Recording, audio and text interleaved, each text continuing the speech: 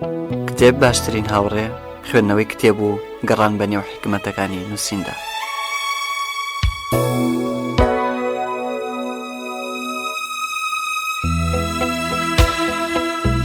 ئەفسانە کوردیەکان نووسینی مینبە ڕۆدینکۆ و جێڕانی کەریمی حسامی.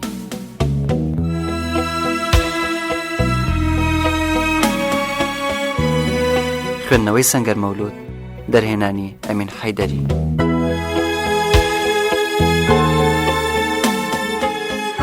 کتێب باشترین هاوڕێ.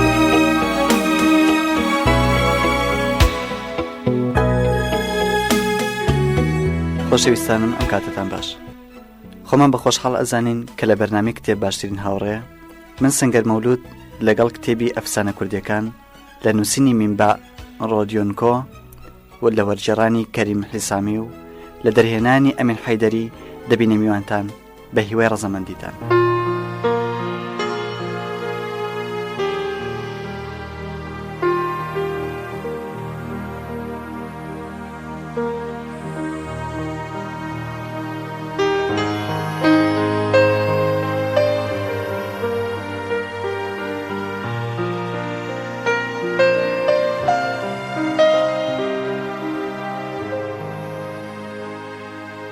ئەزیزان، کتێبی ئەفسانە کوردیەکان چەندین چیرۆک لە خۆ دەگرێت و ئێمەش لە هەر ئەڵقەیەکدا چەندان لەم چیرۆکانتان بۆ دەخوێنینەوە.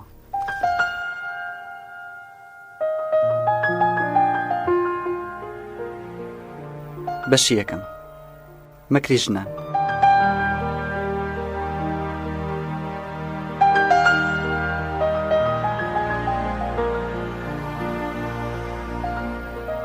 ڕۆژێک پاشا لە وەزیری خۆی پرسی: پیاو پتر بە مەکرن یا ژن؟ وەزیر لە وڵاندا گوتی: دیارە ژن بە مەکرترن. پاشا گوتی: ئێستا کە تۆ پێ دوایە دەبێ بەڵگەم بۆ بێنی. چل ڕۆژ مۆڵەتت ئەدەمێ، ئەگەر بەڵگە نەهێنی لەسرت دەدەم. وەزیر غەمگین بوو، بیری کردەوە چ بکە؟ لەسەری دەدرێ و دەکوژێ. باشترە سەری خۆی هەڵبگرێ و بڕوات. لەم شارەدا ژنێک هەبوو بە ناوی فدان. هەموو جارێک کە تووشی وەزیر دەبوو گاڵتەی لەگەڵ دەکرد و دەویست بیخەڵەتێنێ. وەزیر پەتی نەدەدا، گوێی نەدەدایە و دەیگوت: ئەم قسانە چییە؟ شتی وا چۆن دەبێ؟ من و تۆ لە شارێکدا دەژین، خەڵک بزانێ ئابڕۆمان دەچێ. وەزیر ویستی بەر لەوەی لە شار دەربچێ بۆ دوجار لە جادە و کۆڵانی شاردا بسۆڕێتەوە و ماڵ ئاوایی بکە. لە قەراغ شار تووشی فدان بوو. جەنابی وەزیر سڵاو، بۆچی وا بێواز و غەمگینی؟ چۆنە ببێ میوانی من و لەگەڵم بێ تا خەم و خەفەتت لەبیر بەرمەوە؟ وەزیر لە دڵی خۆیدا گوتی: تازە خۆ هیچ نەماوە لە کیسم بچێ. لەم شارەش ناژیم، بۆچی لەگەڵی نەچم و بزانم چی لە من دەوێ؟ پاشان گوتی: بەخۆشیەوە، ئێستا کاتم هەیە و ئازادم. فدان کەوتە پێش و وەزیر بە دوایدا. گەیشتنە ماڵ. فدان وەزیری لە ژوورێک دانا و لە پەنای دانیشت و دەستیان کرد بە قسان. پاشان فدان هەستا و گوتی: چرکەیەک دەچمە دەرەوە دێمەوە، چاوەڕان بە لێرەن مەبزوو. فدان چووە دەر و دەرگای لەسەر داخست. چووە کرد مێردەکەی کە بازرگان بوو لە دوکان کاری دەکرد. گوتی: دەزانی چییە؟ خەونێکی ناخۆشم دی. لە خەونمدا تۆ لە سەردار کەوتو بووی. هەردوو دەستت شکاوە. خۆم پێی نەگیرا و بە غار هاتم بزانم بەڵایەکت بەسەر نەهات بێ. 2 ساڵ بۆ مێردی کردبوو، جارێکش نەچوو بۆ دوکانی مێردەکەی. مێردەکەی زۆری پێخۆش بوو کە ژنەکەی لە دوکانێ چووە سەردانی بکە و نەی دەویست بچێتەوە. خزمەتکارەکەی بانگ کرد و گوتی: بڕۆ زوو مریشکێک بکە کەباب و میوە و شەربەت بێنە. ژن و مێرد دەستیان کرد بە خواردن و فدان گوتی: وەرە چۆلە مشکێنە بکەین. زۆر باشە، ئەگەر تۆ برتەوە هەرچی دەڵێ بۆ دەکڕم. ژن و مێرد چۆڵە مشکێنیان شکاند و فدان گوتی: لەبیری نەچێ، هەرچی وێم دای بڵێ لەبیرمە. ئێستا دەچمە ماڵێ و نانێکی خۆشت بۆ ساز دەکەم و نیو سەعاتی دیکە وەرەوە. بەڵام وەزیر نیگەران بوو. سەعاتێک پێچ و فدان نەهاتەوە.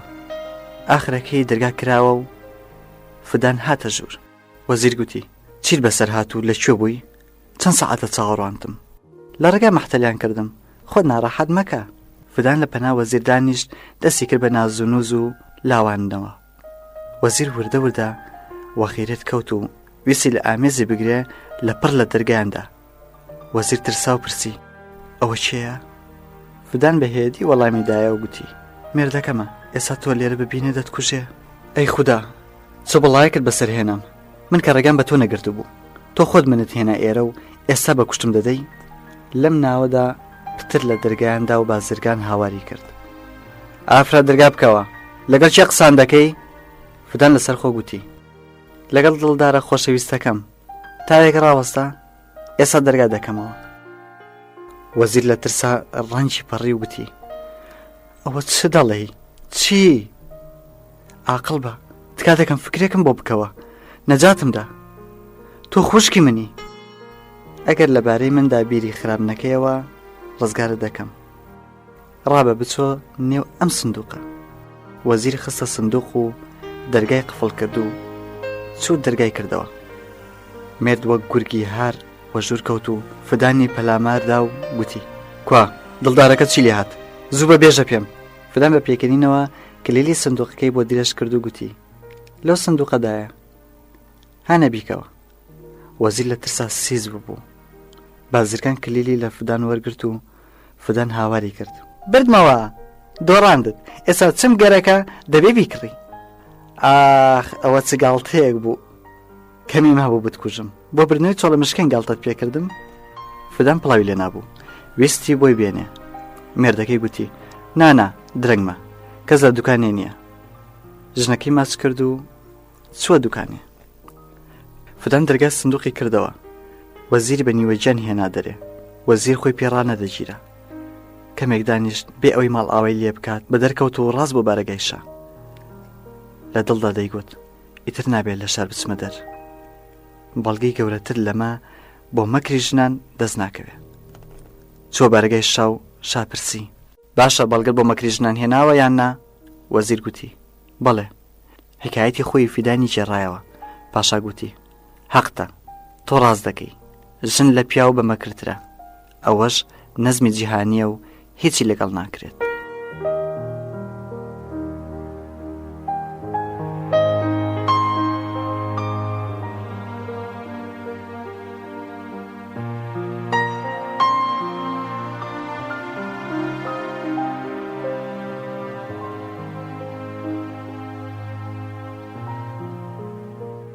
بەشی دووەم، کیژڵەی ئاقڵ. دوو دەستەبرا هەبوون بە ناوی ئافۆ و مستۆ. یەکتریان زۆر خۆش دەویست. هەر یەک لە گوندێکی دوور لە یەکتر دەژیان. هەردووچیان زۆر دەوڵەمەند بوون. مستۆ نابود بوو، هیچی نەمابوو. کێشە و هەرا لە ماڵەکەی سەری هەڵدا. هەر کەسە چی کەوت با دەست دەیدزی. وای لێ هات بۆ نانی ڕۆژانە محتاج بوو. مستۆ بڕیاریدا بچێتە لای دەستەبراکەی و هێندێک گەنمی لێ بستێنێ. ئافۆ بە هاتنی برادەرەکەی شاد بوو. میواندارێکی زۆر شازی کرد و نەیهێشت چەند ڕۆژێک بچێتەوە. ئافۆ نەیدەزانی مستۆ نابود بووە و هیچی نەماوە. بەر لەوەی میوانەکە بەڕێ بکاتەوە لەگەڵ ژنەکەی تەکبیری کرد. چ دیارەیەکی باش بدا بە برادەرەکەی. گوتی من دەبێت شتێکی وای بدەمێ کە شایانی ئەو بێ. بە تۆ جوانیە؟ ڕاستە، دەبێت شتێکی بدەینێ کە خۆشەویستی من و تۆ بێ. دەزانم ئەو کوڕێکی جحاڵی هەیە، با کیژەکەمانی بدەینێ و شیربایەشی لێ نەسێنین. ژنەکە ڕازی بوو. ئافۆ چووەکن مستۆ و گوتی مستۆی خۆشەویست، دەمەوێت کیژەکەم بدەم بە کوڕەکەت، لەگە خۆتی بەرە و هیچیشمان ناوێ. مستۆ لەم قسانەدا سەری سوڕما. لەگەڵ خۆی گوتی ئەوەش بوو بەکار، من هاتم بڕێک گەنم بستێنم تا ژن و منداڵم لە برسا نەمرن. ئەو بووکیش لە من دەکاتە سەربار. خۆمان ئەوە لە برسا دەمرین، ئەو کیژە چۆن بەخێو بکەین؟ بەیانی ئافۆ و خێزانی جیازی کیژەکەیان ئامادە کرد و کەلوپەلی سەفەریان ساز کرد. سواری ئەسپیان کرد و لەگەڵ مستۆ خستیانە ڕێ. مستۆ لەگەڵ بۆ ڕێگای گرتە بەر و لە نیوێ ڕێگا ڕاوەستا نەختێ بەحەسێتەوە. مستۆ لە دڵی خۆیدا گوتی کیژەکەی بەجێ دێڵم ئەسپەکە بلەوەڕێنێ خۆم دەچمە نێو لێڕەوار و تا شەو ناگەڕێمەوە. کاتێ دیتی نەگەڕامەوە دەچێتەوە ماڵی خۆیان. بڕیار دەوا بکە. بە کیژەکەی گوت ڕۆڵە گیان تۆ ئەسپەکان بلەوەڕێنە تا من لە نێو لێرەوار دێمەوە. مستەوە ڕۆی. دوای ڕۆژ ئاوا گەڕایەوە. دیتی کیژەکە هەروە لەکن ئەسپەکانە. کیژەکە زانی کە خەزوری شتێکی لێ دەشارێتەوە. گوتی بابە ڕاستم پێ بڵێ شتێکت لە دڵدایە. ئێستا ئیتر من هەم کچی تۆم هەم بووکت هەرچەند ناتوانم لەگەڵ تۆ بدوێم بەڵام دەبێ ڕاستیم پێ بڵێ. مستۆ گوتی هیچ لەخوا بزر نییە تا لە تۆی بشارمەوە. من ئەوەندە فەقیرم کە لە ماڵێ هیچمان نییە بیخۆین. هەموو ڕۆژێک کە هەڵدەستم بیر لەوە دەکەمەوە کە پارۆنانێک بۆ ژن و منداڵ لەکوێ پەیدا بکەم. تۆش ئەوە دێ ماڵی من و برسی دەبی چۆن نیگەران نەبم و بیری لێ نەکەمەوە. بابە ئەگەر نیگەرانیت هەر ئەوەیە بیری لێ مەکەوە. من هیچم لە ژن و منداڵەکەی تۆ زیاتر نییە. هەر ئێستا جیازی و شتەکانی من دەفرۆشین و هەر چۆنێک بێ ژیان دەبینە سەر پاشان ئەسپەکانیش دەفرۆشین و تا بزانین چۆن دەبێ. مستۆ هەناسەیەکی هەڵکێشا و کەوتنە ڕێگا و گەشتنەوە. شەو کیژەکە هەموو ژنەکانی ماڵی کۆ کردەوە گوتی ئێستا شتێکتان پێ دەڵێم بەڵێن بدەن کە بەگوێم بکەن. هەموو بەڵێنیاندا. پاشان گوتی چوونە هەر شوێنێ بەدەستی خاڵی مەگەڕێنەوە. هەرچی لە ڕێگا دیتان لە تەپاڵەوە بگرە تا کۆنەکەوش و پەڕۆشڕە لە دەرگاکۆیکەنەوە ڕۆژێک بەکاردێت. ڕۆژێک بووکی گەورە دەهاتەوە ماڵ. دەویست لە نێو گژوجیادا گەسکێک کۆبکاتەوە. لە نێو گژوجیادا سندوقێکی ئاسنی دۆزیەوە. ویستی بەجێ بێڵێ. قسەی کیژەکەی هاتەوە بیر. سندوقەکەی هەڵگرت و گەیشتەوە ماڵێ. سندوق و گەسکەکەیدا بە کیژەکە و گوتی ئەوانم لە مەزرایە هێناوە. دەرگای سندوقیان کردەوە پڕ بوو لە ئاڵتون و جەواهێرات. کیژەکە شاد بوو گوتی ئەوە بەشی هەموو ژیانمان دەکات و ئیتر لەگەڵ یەک کێشە و هەرا ساز مەکەن. لە نێو کوردان ڕسمە بۆ کە هەتا منداڵی نەبێ نابێت لەگەڵ خەزور و پیاوی خزمی مردی قسە بکات.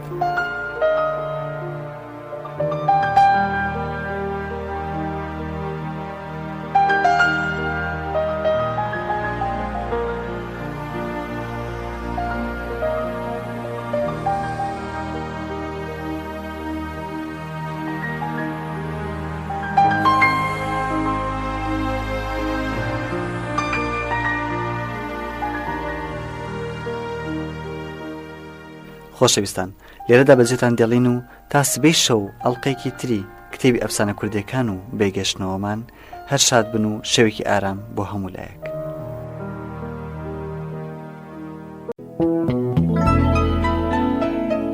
خۆم بە خۆشحاڵەزانم لە ئەڵلقەی دووەمی بەرنامی کتێب باشترین هاوڕێ بەشی سێهەم ژنی عاقڵ. پیاوێکی پیر هەبوو جگە لە کەرێک هیچی دیکەی شک نەدەبرد. هەموو ڕۆژێ دەچوە جەنگەڵ و بارێک داری دەهێنا. جیرانە دەڵەمەندەکەی لە پەنجەرەوە تەماشای دەکرد و دەیبینی کە چۆن کابرای فەقیر هەموو ڕۆژێ بارەدارێک دێنێتەوە. ڕۆژێک لێی پرسی من دەبینم هەموو ڕۆژێ تۆ بارەدارێک دێنی ئەو دارانە بە چەند دەفرۆشی و لە ماڵێدا چەند کەسن؟ باری بەدەست کە دەفرۆشم و 6 کەسین لە ماڵدا و بۆ پارەی نان و خواردەمەنی دەکڕم. کابرای دەوڵەمەند پارەیەکی دایە و گوتی ئەم پارەیە وەرگرە و ئیتر مەچۆ داران. دڵم پێ دەسووتێ. کابرا پارەکەی وەرگرت و دای بە ژنەکەی و گوتی ئەو 100 سکەیان داومێ کە 10 ڕۆژ نەچمە داران. 2 ڕۆژی پێچ و ڕۆژی سێم پیاوە فەقیرەکە لە ژنەکەی پرسی ئێمڕۆ بۆچی هیچت نەکڕیوە؟ پارەم نییە. چۆن پارەت نییە؟ پێش 2 ڕۆژ 100 سکەم نەدایە؟ نەمگوت 10 ڕۆژان ناچمە داران؟ کابرا چاری نەما. کەریوە پێش خۆی دا و بەرەو جەنگەڵ کەوتەڕێ. کابرای دەوڵەمەند دیتی کابرای فەقیر دیسان چوە داران لە کاتێکە کیژەکی لە پەناوێستا بوو. بانجی کابرای کرد و گوتی قەرار نەبوو 10 ڕۆژ نەچێت جەنگەڵ؟ من 100 سکەم نەدایە؟ فەقیر لە وڵامدا گوتی پارەم نەماوە. کێژی کابرای دەوڵەمەند گوتی خەتای ئەو نییە، ژنەکەی باش و ماڵدار نییە. کابرای دەوڵەمەند تێکچوو گوتی ئەگەر پیا و تەمبەڵ و بێکارە بێ ژن دەتوانێت چ بکە؟ پاشان کابرای فەقیری بان کرد و گوتی وەرە ئەو کیژەی من لەگەڵ خۆت بەرە بزانە ماڵەکەت چۆن بەڕێوە دەبا. کچەکە گوتی بابە ئێستا کە تۆ وات کرد کارێکی دەکەم ئەو بەدەستی ئەو پیاوە فەقیرەدا بکەی. کابرای فەقیر کیژەکەی بردەوە و بە دایکی گوت ئەوە ژنی منە. دایکی گوتی تۆ ژنت هەیە؟ ئەوەت بۆ چییە؟ کابرا ژنەکەی دەرکرد.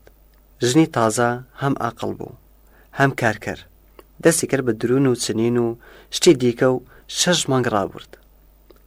خانووی کابرا بوو بە کۆشک. ساڵێک پێچ و ڕۆژێک ژنەکە گوتی بچۆ پیاوە دەوڵەمەندەکە بانگشت بکە. کابرا لیباسی تازەی کردەبەر و چۆ ماڵی دەوڵەمەندەکە و گوتی هاتووم داوەتت بکەم، بە کەرەمی خۆت وەرە ماڵی ئێمە. کابرا دیتی پیاوێکی وێچوو پۆشتە بانگێشی دەکات. خۆی کۆ کردەوە و چۆ ماڵی کابرای فەقیر کە زاوای بوو. دیتی ماڵێکە پڕ لە سەروەت و سامان. نانیان خوارد و ویستیان دەستیان بشۆن. کابرای فەقیر ویستی ئەو بە دەستی میوانەکە دابکات، بەڵام ئەو ڕازی نەبوو. بە زەحمەت ڕازی کرد. پاشان کابرای دەوڵەمەند گوتی نوێرەی منەکە ئەو بە دەستی تۆ دابکەم، چونکە لە من دەوڵەمەندتری. ئافتاوی دەستدایە و ئاوی بەدەستی کابرادا بکات. لەو کاتەدا کیژەکە هاتە ژوورێ گوتی بابە چۆنی؟ پێم نەگوتی وا دەکەم ئاو بەدەستی پیاوی فەقیردا بکەی؟ بابی دانی پێدا هێنا و گوتی ڕاستە کیژم، حەقتە، دەرکەوت تۆ لە من ئاقڵتری.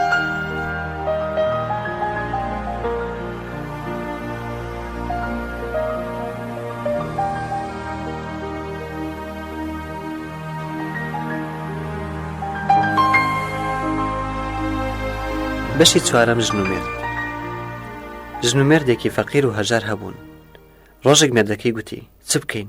هیچمان نییە و لەمە دوا چۆن بژین؟ ژنە گوتی هیچمان نەماوە. هەستە جلی بوچێنی من بەرە لە باژەر بیفرۆشە و بە پارەکەی کاسبی بکە. مێردەکەی کە ناوی ئافۆ بوو جلی ژنەکەی خستە تورەکەیەک و بە کۆڵی دادا و بۆ شار. لە ڕێگا دیتی کابرایەک جووت دەکا. بانگی ئافۆی کرد بۆ کێ دەچی؟ دەچمە شار تا جلی بوچێنی ژنەکەم بفرۆشم. بێنە بزانم ئەگەر جوان بن دایان کڕم. ئافۆ چوو بوخچەکەی کردەوە. کابرای جووتیا تەماشای کرد و گوتی دایان کڕم، ئەمانە بدە بە من و گایەکانی من بەرە و بڕۆ. ئافۆ بۆ سەودایە ڕازی بوو. جلو لیباسەکانی دایە و گایەکانی پێش خۆیدا بەرەو شار. لەبەر خۆیەوە دەیگوت گایەکان دەفرۆشم و بە پارەکەی کاسبی دەکەم. دیتی کابراەک لەو لاوە دێت و دوو مەغریوە پێش خۆی داون. لە ئافۆی پرسی ئەو گایانە بۆ کوێ دەبێ؟ دەچم لە بازار دایان فرۆشم. وەرە بیان دە بە من و مەڕەکانی من بەرە. ئەم قسانە چییە؟ گایەکانی من جووت دەکەن، چۆن بە مەڕدایان گۆڕمەوە؟ مەڕەکانی منیش شیر دەدەن، هەموو ساڵێ دەزێن، خوریان بەکار دێت، هەم بەشی نانت دەکەن و هەم پەنیر، هەموو شت. ئافۆ نەختەبیری کردەوە و پاشان ڕازی بوو. گایەکانی دا بە کابرا و مەڕەکانی وە پێش خۆیدا. بەڕێکەوت بۆ شار. دووشی کابرایەک بوو لە شار دەهاتە و دوو تاژی پێ بوو. کابرا لە ئافۆی پرسی بۆ کوێ دەچی؟ دەچم ئەم مەڕانە دەفرۆشم. وەرە تاژەکانی من وەرگرە و مەڕەکان بدە بە من. ئەو قسانە چییە؟ تاژی تۆ بەکاری چیم دێت؟ کابرایەکی سەیری تاژی من ڕاوێ دەکەن، کەروێش کۆڕێویت بۆ دەگرن. دەبەی دایان فرۆشی و دەوڵەمەند دەبی. ئافۆ ڕازی بوو. مەڕەکانی دا بە کابرا و تاژەکانی وەرگرت و کەوتە ڕێ. گەیشتە شار. تووشی کابرایەک بوو کە لەشێری پێ بوو. لە ئافۆی پرسی ئەم تاژیانە بۆ کوێ دەبەی؟ دەبەم لە بازار دایان فرۆشم. ئەو کەڵە شێرت دەدەمێ، تاژەکان بدە بە من. ئەو قسانە چییە؟ تاژەکانی من ڕاو دەکەن. کەڵەشێر بەکاری چی دێت؟ چۆن بەکار نایە؟ کەڵەشێری جەنگیە، لە پێشبڕکەی کەڵەباب سەرکەوتووە. من لە بەرامبەردا پارە و خەڵاتم وەرگرتووە. ئافۆ دیسان تۆزە بیری کردەوە و سەوداکەی کرد. کەڵەشێری وەرگرت و بەرەو بازار ڕۆی. لە بازار کابرایەک هاتە لای. کڵاوێکی پێستی تازەی پێ بوو. لە ئافۆی پرسی داخۆ کەڵەشێرەکەت بە کڵاو ناگۆڕیەوە؟ نا، کەڵەبابی من کەڵەشێری ڕەمەچی نییە. ڕۆژێ دووسێ کەڵەباب دەبەزێنێ. کڵاو بەکاری چی دێت؟ ئەو قسانە چیە کابرا؟ کڵاوێکی جوانە و لەسەرتی بنێ ژنەکەت خۆشی دەوی. بۆ ڕازی بوو. کەڵەشێری دایە و کڵاوی وەرگرت و بەرەو ماڵ کەوتە ڕێ. لە پەنا چۆمێک ڕاوەستا بحەسێتەوە. لەسەر ئاوێ ویستی دەست و چاوی بشوە. داهاتەوە کڵاوەکەی لەسەر کەوتە خوار و ئەو بردی بەسەری پەتی و دەستی خاڵی مایەوە. لە پەنا ماڵەکەی دیتی کاروانی خستوێتی، بە پەنا کاروانەکەدا تێپەڕی. نۆکەرانی بازرگانی خاوەن کاروان گرتیان و گوتیان هاتووی دزی بکەی. ئافۆ گوتی دزی چی؟ ئێرە ماڵی منە و دەچمە ماڵی خۆم. نۆکەران گویان نەدایە و بردیان بۆ لای بازرگان. بازرگان پرسی باو شەوە لە چی دەگەڕێی؟ بۆ کاسپی چوومە شار و ئێستا دەچمەوە ماڵ. باشە لە کاسپی چیت پەیدا کردووە؟ ئافۆ چیرۆکی سەودا و سەفەرەکەی بۆ جێڕایەوە. بازرگان گوتی ئاگات لە خۆت بێ، ژنەکەت باش پێت ڕادەگا. بۆچی؟ هەربیریشی لێ ناکاتەوە. وەرە گرێوە بکەین کە گەیشتیتەوە، ئەگەر دەستێکی باشی لێ نەدای هەرچی هەمە دەیدەم بە تۆ، ئەگەر لێ دای ئەوە ژنەکەت بدە بە من.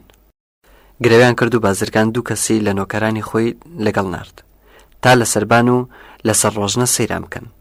ئافۆ لە دەرگایدا ژنەکە دەرگای لێ کردەوە و لە خۆشیان خۆی دە ئامێزی هاوێشت و گوتی خۆشەویستەکەم باش بوو، چەند شاد بووم بە سەلامەتی گەڕایەوە. ئاوی هێنا و لاق و دەستی مێردەکەی شوشت و پرسی کاسپێکە چۆن بوو؟ ئافۆ هەموو ڕووداوەکەی جێڕایەوە. ژنەکە دڵخۆشی دایە و گوتی خۆشەویستم خەم مەخۆ، کاسپی و بازرگانی بێ زەرەر نابێ، جارێک زەرەر دەکەی و جارێکتر قازانج دەکەی، نابێ خەم بخۆی. بازرگان بە بیستنی ئەو قسانە سەری سوڕما و هەناسەی کێڵکێشا و گوتی ئەوەیە ژنی باش. پاشان بە جۆرەی قەرارێکی کردبیان کاڵا و شتەکانی دا بە ئافۆ. ئافۆ دەوڵەمەند بوو لەگەڵ ژنەکە بە خۆشی گیانیان بردەسەر.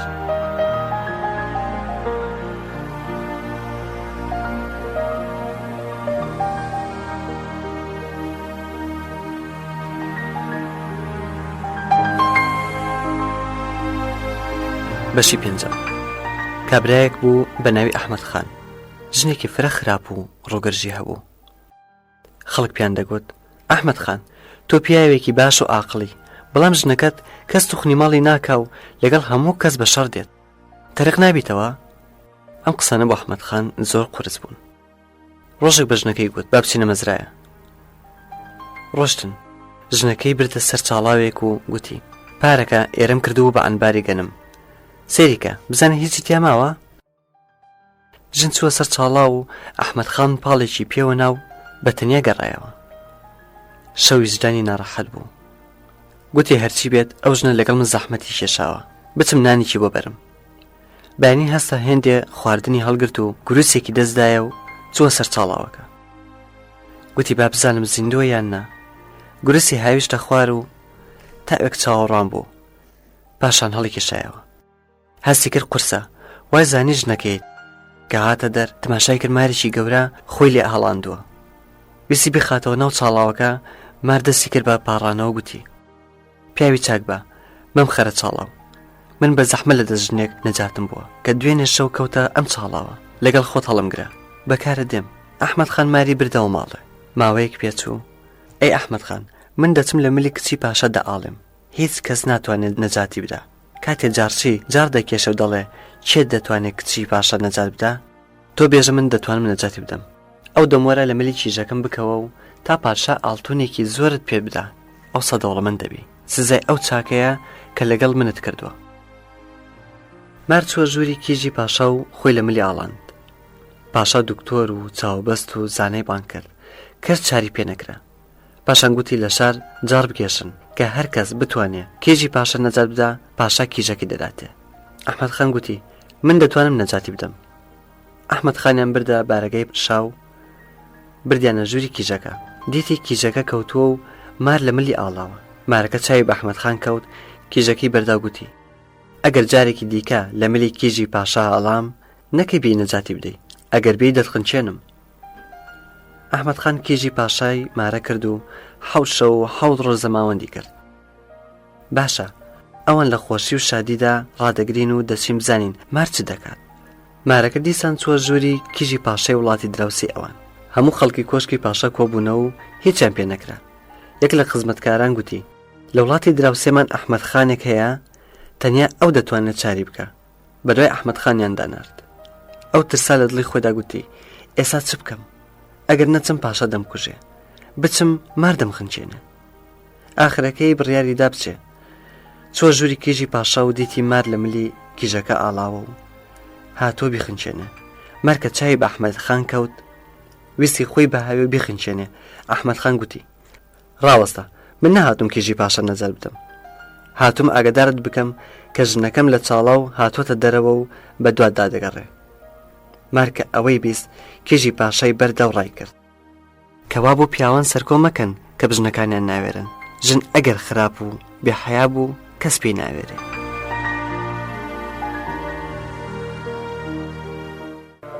بەشی شەشەم، ژنی بەمەکر. ڕۆژێک مێر بە ژنەکەی گوت قەت ناتوانانی فریوم بدەی. ژن لە قاقای پێکەنینیدا وگوتی دەبڕۆ، هەر کاتێ بخوازم بەڵایەکت بەسەر دێنم و هەر باسی مەکە. تۆ ژنی بێ ئەقڵ چۆن دەتوانانی لە بەرامبەر ئەقلی پیاودا خۆت بنوێنی؟ ئاخرەکەی ڕۆژێک پیاوەکە چۆ مەزرایە و جووت بکە.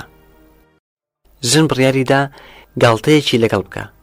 چۆ بازار ماسی تازەی کڕی و بۆ مێردەکەی بردە مەزرا گوتی تا تۆ نانەکە دەخۆی من دەچم بزانم جووتت چاک کردووە یان نا.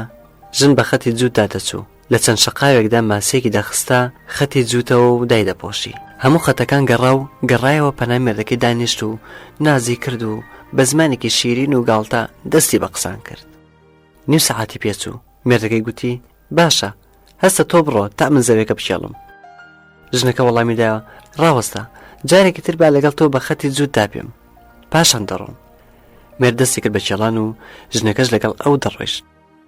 دوو هەنگاو ڕۆشتن کە ماسی لەژێر گاسن هاتە دەر. ژنەکە گوتی بزانە هاتنی من چەند خێری پێوە بوو، داخۆ بزانە قەت خوا نیعمەتێکی ئەوەی بەنسیب کردووی. بڕێکی دیکە ڕۆشن ماسیەکی دیکە لەژێر گاسن هاتە دەر. ژن ماسیەکانی هەڵگرت و برتینە ماڵێ و سووری کردەوە. سۆسیشی پێدا کرد. ئێواری مێردەکەی هاتەوە و بانگی کرد ئافرەت ماسی بێنە. ماسی چی؟ چۆن ماسی چی؟ ئەو ماسیانی کە لە زەوی دەرمهێنان. ژن هاواری کرد و گوتی ئەی هاوار، خەڵکی نەبگەنە هاوارم، مێردەکەم شێت بووە، کەس دیوێتی ماسی لە زەوی بگیرێ؟ دراوسەکان بەقەر هاتن و پیاوەکەیان گرت و لە کۆڵەکەیان بەست. شەو کە خەڵک بڵاوی کرد، پیاوەکە پاڕایە گوتی من لەو کۆڵەکە بکەوە، بێگومان خەونم دیبوو کە ماسیم لە زەویت گرتووە. نا ئەگەر بیکەمۆ لێم دەدەی، بە وەجاخ و بە گیانی مناڵەکان دەست لێ نادەم. ژنەکە لە کۆڵەکەکەی کردەوە و دەوری سۆسی لە پێشدانا و سەری ماسی لە ژێر سۆس هاتە دەر. مێردەکە بە ترسە گوتی ئەی هاوار دیسان خەون دەبینم، شتی سەیرم دێنە بەرچاو. چ دەبینی؟ چی دێتە بەرچاو؟ دیسان ماسی دەبینی؟ بەڵێ. چمە نەتگوت کە ناتوانانی فریوم بدەی؟ ئێستا بینیت کە عەقڵی پیاوان هیچ ناهێنێ؟ ئەوەی گوت و لە قاقای پێکەنینیدا.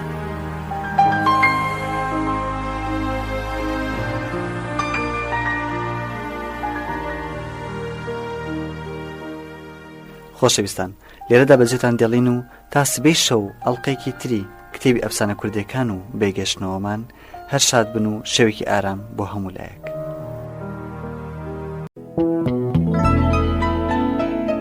خۆمان بە خۆشحاڵەزانین و ئەڵلقەی سێم پێتان نەگەینەوە.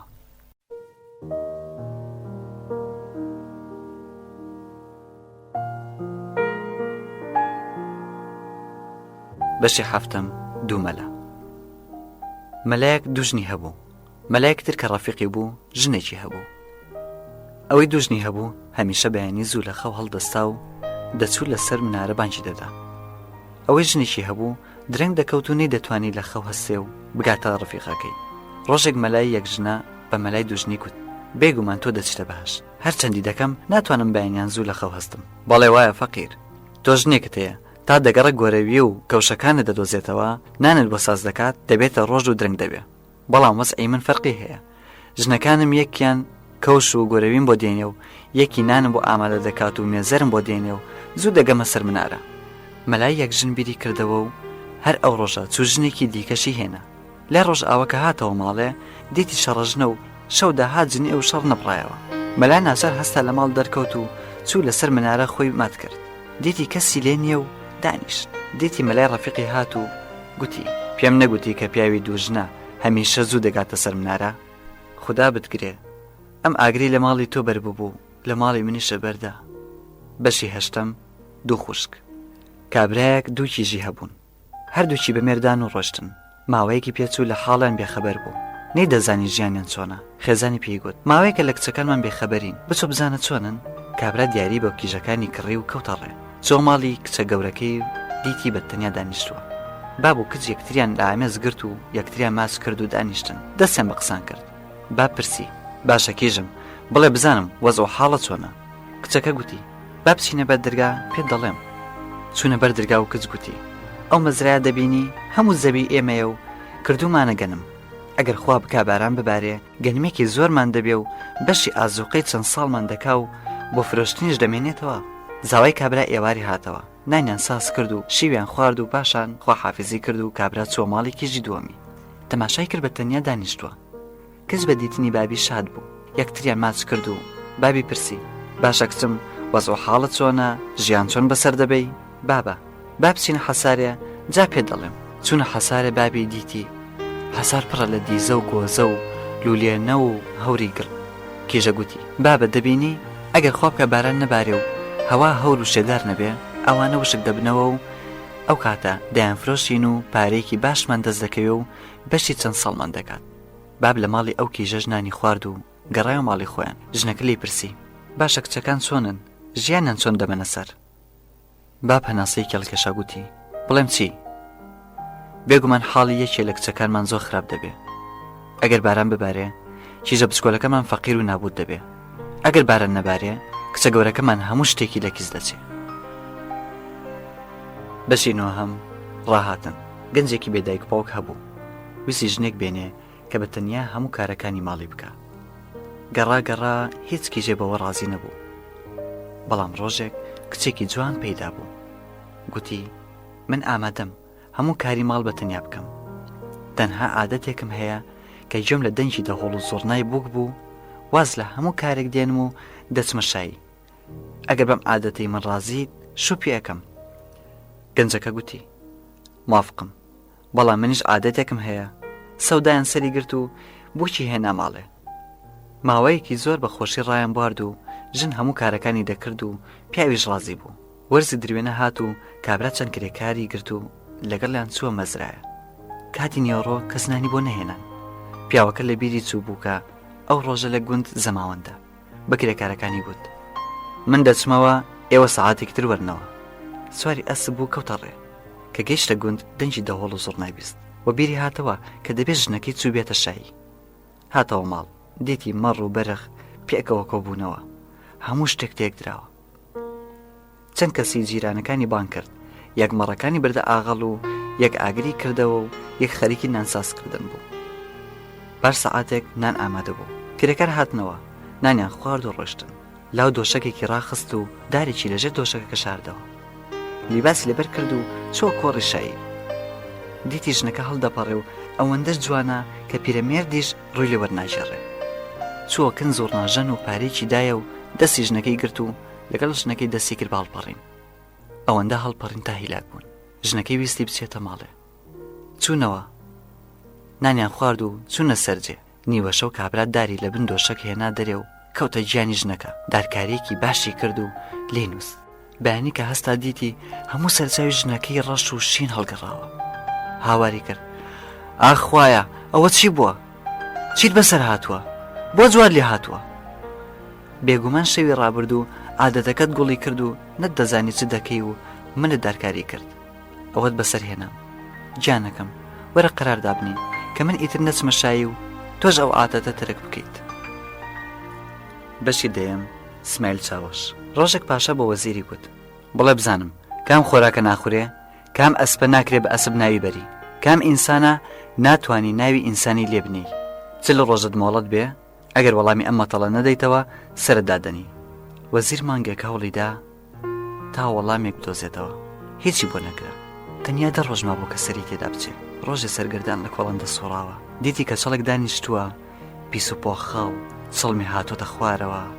وەزیر تفێکی لێ کرد و تێپەڕی. کە چەڵبانجی کرد و گوتی ڕاوەستە بۆ هاتوون تێدەپەڕی؟ پێ دوایە لە من ئاقڵتری؟ دەزانم پاشا مەتەڵێکی پێگوتی و ناتوانی وەڵامی بدەیتەوە. بەم زوانە لەسرت دەدا. وەزیر واقعی وەرمە گەڕاوە و چۆکن کە چەڵ و گوتی تۆ لەکوێ دەزانی؟ کە چەڵ گوتی لەکوێ دەزانم؟ لەوێ دەزانم کە 10 ڕۆژ زیاتر تەمەنە نەماوە. وەزیر بە تکاو پاڕانەوە گوتی کەچەڵ گیان گوێ بدەیە تۆ وەڵامی مەتەڵی پاشا نازانی کە پێم بڵێ کەچەڵ گوتی ئەوە زانینی ناوێ گوێ بگرە ئەم خۆراکەی کە ناتوانانی بیخۆی خەیارێکە لە سێبەردا پێدەگا و هەتای وێ نەکەوت بێ تاڵ دەبێ هەرچەندە خواردەمەنیە بەڵام ناخورێ بەڵام ئەم ئەسپی کە بە ئەسب ناو نابرێ ئەسپێکە لاقی چەپی و دەستی ڕاستی سپیە و قەشانە جگەل لەوە ئەسپی ئاوا بەدفەڕە هەرچەند ئەسبە بەڵام ناکرێ بە ئەسب ناوی بەری ئەمما کەسێکی کە نەتوانی بە پیاوی بزانی کەسێکە ژن دێنێ و بە زاوا دەچێتە سەرماڵی خەزووری وەزیر فرە شاد بوو سوپاسی کەچەڵی کرد و بە تالوکە ڕووی کردە کۆشکی پاشا و وەڵامەکانی بە پاشا گوت پاشا گوتی ئەی وەزیر ئەگەر بە ئەقلی خۆت وەڵامی مەتەڵەکان نزانیوە بۆچی ڕۆژی ئەوەڵ نەتگوت بڵێ بزانم چێ فێری کردووی وەزیر گوتی کەچەڵ فێری کردم پاشا گوتی بچۆ کەچەڵ بێنە ئێرە وەزیر بە ناچاری چوو کەچەڵی هێنا کۆشکی پاشا شاسێری کەچەڵی کرد و دەستی بە ڕشی خۆیدا هێنا و هیچی نەگوت کەچەڵش دەستێکی بەلاجانیەوە نا پاشا پێکەنی گوتی کەچەڵ بۆ دەست بەلاجانگەوە نا قیبلەی عالەم تۆ بۆچی دەست بە ڕشدا هێنا دەدویست بڵێ تەماشاکە شتی چەند سیر لەم دنیاەدا پەیدا دەبێ من دەستم بەلاجانگمەوە نا لە وەڵامدا گوتم عەقڵی ئینسان لە سریدایە نەک لە ڕشیدا کەچەڵ لە بەرامبەر پاشادا دانیشت و شاپرسی ناوت چییە سمایل چاوەشم پێ دەڵێن کەچەڵ و پاشا لە گفتوگۆدا بوون لەو کاتەدا تەتەرێک لە لای شایەکی تراوە گەیشتە خزمەت پاشا و گوتی پاشا سەلامن لێبێ شا بە منی گوتووە کە بێمە لات و بڵێم کە خێرا کیژی خۆتی بدەیە پاشا بێدەنگ بوو وەزیر هیچی نەگوت دەوروبەری بارگای پاشاش بە جارێک بێدەنگ بوون بەڵام سمایل چاوەش گوتی نایدەم کاتێک سمایل چاوەژە میگوت تەتەر جەغزێکی لەسەر زەوی کێشا سمایل چاوەشیش دووجکی لە گیرفان دەرهێنا و هاویشە نێو جەغزەکە تەتەر هیچی نەگوت و بێدەنگ لە کۆشکی پاشاوە دەرکەوت پاشا لە کەچەڵی پرسی مانای ئەوانە چی بوون ئاخ قیبلەی عالەم تۆ کە سەرت لەم شتانە دەرناچێ چۆن وڵات بەڕێوە دەبێ ئەو جەغزێکە لەسەر عەرز کێشای مانای ئەوە بوو کە شار گەمارۆ دەدەن ئەو جگانەی من هاویشتمە نێو جەغزەکە تێم گەیان کە ئێمە شەڕ دەکەین پاش چەند ڕۆژێ شای وڵاتی دی سێ شیری بۆ پاشا نارد کە هەرچێکیان وەکێک بوون و ویستی بڵێ کە کامیان هی شەخصی شایە و کامیان هی وەزیر و کامیان هی وەکیلە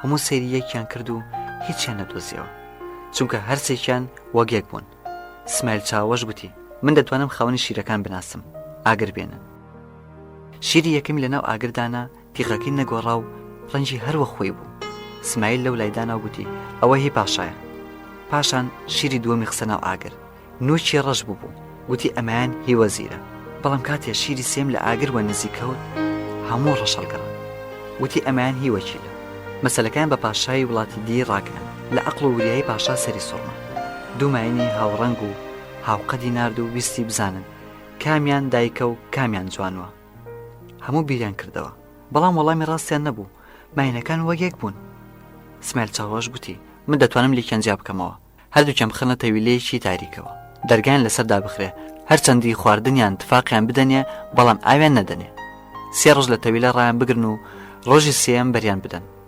دایکەکە پێش دەکەوێ و جوانوکە بەدوایدا ئەو کاریان کرد هەرێکە دارێکیان دەملی کردن و ناوی دایک و جوانویان لێ نووسین و بۆ شای وڵاتی دیان ناردەوە پاشای وڵاتی دی ویستی جارێکی دیکە ئەقڵ و بیری پاشا تاقی بکاتەوە لولەیەکی مارپێچی چلگەزی بۆ پاشا نارد و گوتی داوا دەزۆیەکی بەناودا بەرن و هەردوو سەری پێکەوە گرێ بدەن هەموو دەوروبەری بارەگا کۆبوونەوە و بیریان دەکردەوە کەس ئەقلی پێ نەشکە سمایل چاوەش گوتی داوا دەزۆیەک بێنن تۆزە هەنجوین و نەختێک میێو بێنن کاتێک هەموو شتەکانیان هێنا سمایل چاوەش دەزوەکەی بە هەنجوین کرد و نەختێک میێوی پێوە نووساند و خستێ پێش کوونە مێرولەیەک میێوەکەی گرت و دەزوی بەدوای خۆیدا کێشا مێرولەکان خستە کونی لولەکە و مێرو ڕۆیشت و لەو سەرهاتە دەرێ و سەرەکانیان لێکدا و بۆ پاشای وڵاتی دیان نارد پاشا کەوای دیت دەتەرێکی دیکەی نارد کە پیان بڵێ چونکە ئەسپەکانی ئێمە لێرە داحیلێنن ماینەکانی ئێوە ئاوز دەبن جوانۆکانیان هەموو هی ئێمە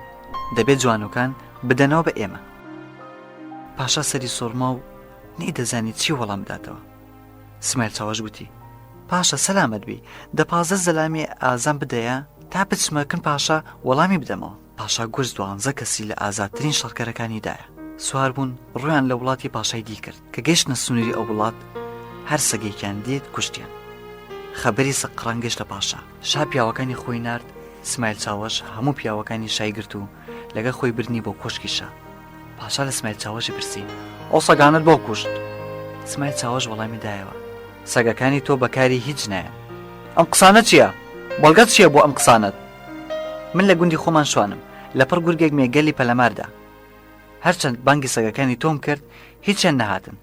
گورگ مەڕەکانی منیان خوارد. شانە ڕاندی گوتی: ئەوە شێت بووی گوندی تۆ تا ئێرە ڕێگای مانگێکە. سەگی من چۆن دەنگی تۆ دەبیستن؟ سمایل چاوەش گوتی: ئەدی چۆن ئەسپی تۆ بەحیلێنێ ماینەکانی ئێمە ئاوز دەبن؟ شتیوا چۆن دەبێ؟ شا عقاقا پێکەنی گوتی: تۆ برتەوە. دیاریدایە و خەڵاتی کرد و بەڕێ کردەوە. ئیتر وازی لە پاشا هێنا. پاشا کە ئەو هەموو دیاری وشتە باشانی دیت کە دراون بە سمایل چاوەش کیژەکەی خۆی لێمارە کرد. 7 شەو و 7 ڕۆژ زەماوەندی بۆ ساز کرد.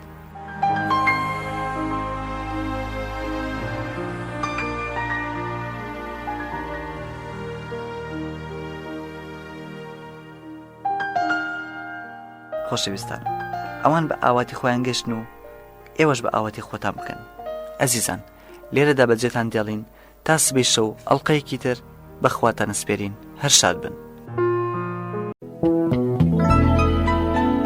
بیسەرانی بەڕێزم، کاتتان باش.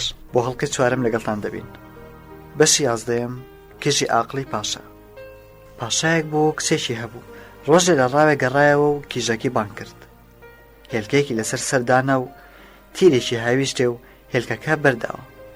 لە کچەکەی پرسی: کێژم، ئەنگێوەیەکی باشم هەیە یان نا؟ بابە فیز لێمەدا، هونەرێکت نەنواندووە. کاری ڕاهاتنە. شەعتوڕە بوو بە وەزیری گوت: بێبە بیکوژە. وەزیر کێژەکەی برد لە جەنگەڵ بەڕەڵای کرد و هاتەوە. گوتی: کوشتم گەورم. کێژ لە جەنگەڵ دەسوڕاوە تووشی شوانێک بوو. شوان پرسی: فەقیرۆکە دەچی کوێ؟ تەنیا بێکەسم بمکە بە کیژی خۆت. شوان ڕازی بوو. گوتی: منداڵم نییە، تۆ دەبێ مناڵی من. شوان و کەچ کەوتنە ڕێو چوونەوە ماڵێ. نانیان خوارد و خەوتن. بەیانی کیژەکە مروارێکی لە پرچانی کردەوە و دای بە شوانەکە گوتی: بابە، ئیتر مەچۆ بەرمەڕی، ئەم مروارێ بەرە بیفرۆشە، دەوڵەمەند دەبی و چیت دەوێ بیکڕە. شوان بردی و فرۆشتی. ڕۆژی دوای کیژەکە گوتی: با بچین هەندێ بگەڕین. ڕۆشتن گەشتە بناری کێوێک. شوێنێکی جوان بوو، کانیەک لە زەوی هەڵدەقوڵێ. کەس گوتی: بچۆنکەم پاشا و تکای لێ بکە ئەم زەوێت پێ بفرۆشێ. شوان چوەکن پاشا و داوای لێ کرد ئەو پارچە زەویەی بناری کێوی پێ بفرۆشێ. پاشا کە دیتی شوان هاتووە داوای زەوی دەکا بیکڕێ، سەری سوڕما. شوان پارەی زەوی کڕێنی لەکوێ بووە؟ پێی گوت: زەوێکە بۆ تۆ، پارەشم نەگەرەکە. شوان گەڕاوتی: پاشا ئەو زەویەی پێبەخشین. کچەکە مروارێکی دیکەی دایە و گوتی: بڕۆ بە تاجرێکی بفرۆشە و بڵێ لە جیاتی پارە کۆشکێکی چلتەبەق لەو جێگای دروست بکات. لەگەڵ بازرگانێک ڕێکەوت و کۆشکی چلتەبەقی ئامادە بوو. کەس بە شوانی گوت: بابە، بچۆ بازار مانگایەکم بۆ بکڕە کە تازە زابێ و گوێلکێکی نێری هەبێت. شوان چۆ بازار و مانگا و گوێلکەی کڕی و هێنایەوە. کیژەکەی گوێلکەی بردە قاتی چلە و هەموو ڕۆژێ 3 جار لە ئامێزی دەگرت و دەیهێناوە خوارێ. مانگاکەی دەدۆشی و جۆرەکە دەیمژێ و دەیبردەوە سەرێ. 5 ساڵی تەواو ئەم کیژە جۆرەکەی دەبردە سەر و دەیهێنا خوارێ. جۆرەکە گەورە ببوو. ڕۆژێ پاشا لە جەنگەڵ ڕاوی دەکرد. کیژەکە بە شوانی گوت: بچۆ پاشا بۆ شەو بانگەشت بکە ئێرە. شوان چوەکن پاشا گوتی: ئەی سوڵتانی مهرەبانم، ئەم شەمیوانی من بە. پاشا قوبوڵی کرد و ئێوارە چووە کۆشکی شوان. کیژەکە نانی ساز کرد و خۆی بۆ مانگە دۆشین و هێنانە خواری جۆرەکە چووە سەر و مانگای دۆشی و جۆرەکەی بردەوە سەر. پاشا کە ئەوەی دیت سەری سوڕما و لە خواردن دەسێڵگرت. بانجی کرد: ئەی شوان، شتێکی سێر دەبینم و موعجیزە دەچێ، باسی کچەکەتم بۆ بکە. کەس گوێ لێ بوو هات بە پاشای گوت: ئەی قیبلەی عالەم، نەسەیرە و نەموعجیزەیە، کاری ڕاهێنانە. پاشا بە بیستنی ئەم قسەیە گریا و قسەی کیژەکی وەبیر هاتەوە کە کاتی خۆی وای پێگوت بوو. کیژەکە پرسی: بۆ دەگری؟ پاشا باسەکەی بۆ جێڕاو گوتی کچەکەم بێتاوان کوشت. کیژەکە پرسی ئەی پاشا ئەو کەسەی کە کچەکەتی کوشتووە زیندووە؟ بەڵێ زیندووە. بێنە ئێرە. پاشا خزمەتکارەکەی نارد وەزیری هێنا. شالی پرسی گوێ بگرە داخۆ ئەو ڕۆژە تۆ کیژەکەی منت کوشت؟ ئەی قیبلەی عالم ئەمانم بدەیە تا ڕاستی بڵێم. شاگوتی ئەمانم دایەی. ئەو ڕۆژە کیژەکەم نەکوشت. کچەکە گوتی ئەی پاشا ئەگەر ئێستا کیژەکەت بێنمەکن تۆ سزای نادەی؟ بەڵێن دەدەم. کیژە چارشەوی لەسەر خۆلادا و پاشا ناسیە و لە شادی دانقم بوو. گوتی حەقدا دەرکەوت تۆ لە من ئاقڵتری. کیژەکەی دا بە وەزیر و شوانی بردە کۆشکی خۆی. شای و زەماوەندیان ساز کرد. بەشی 12 داندۆی فێڵباس. کابرایەک بەنای مامۆ لەگەڵ ژنەکەی دەژیان.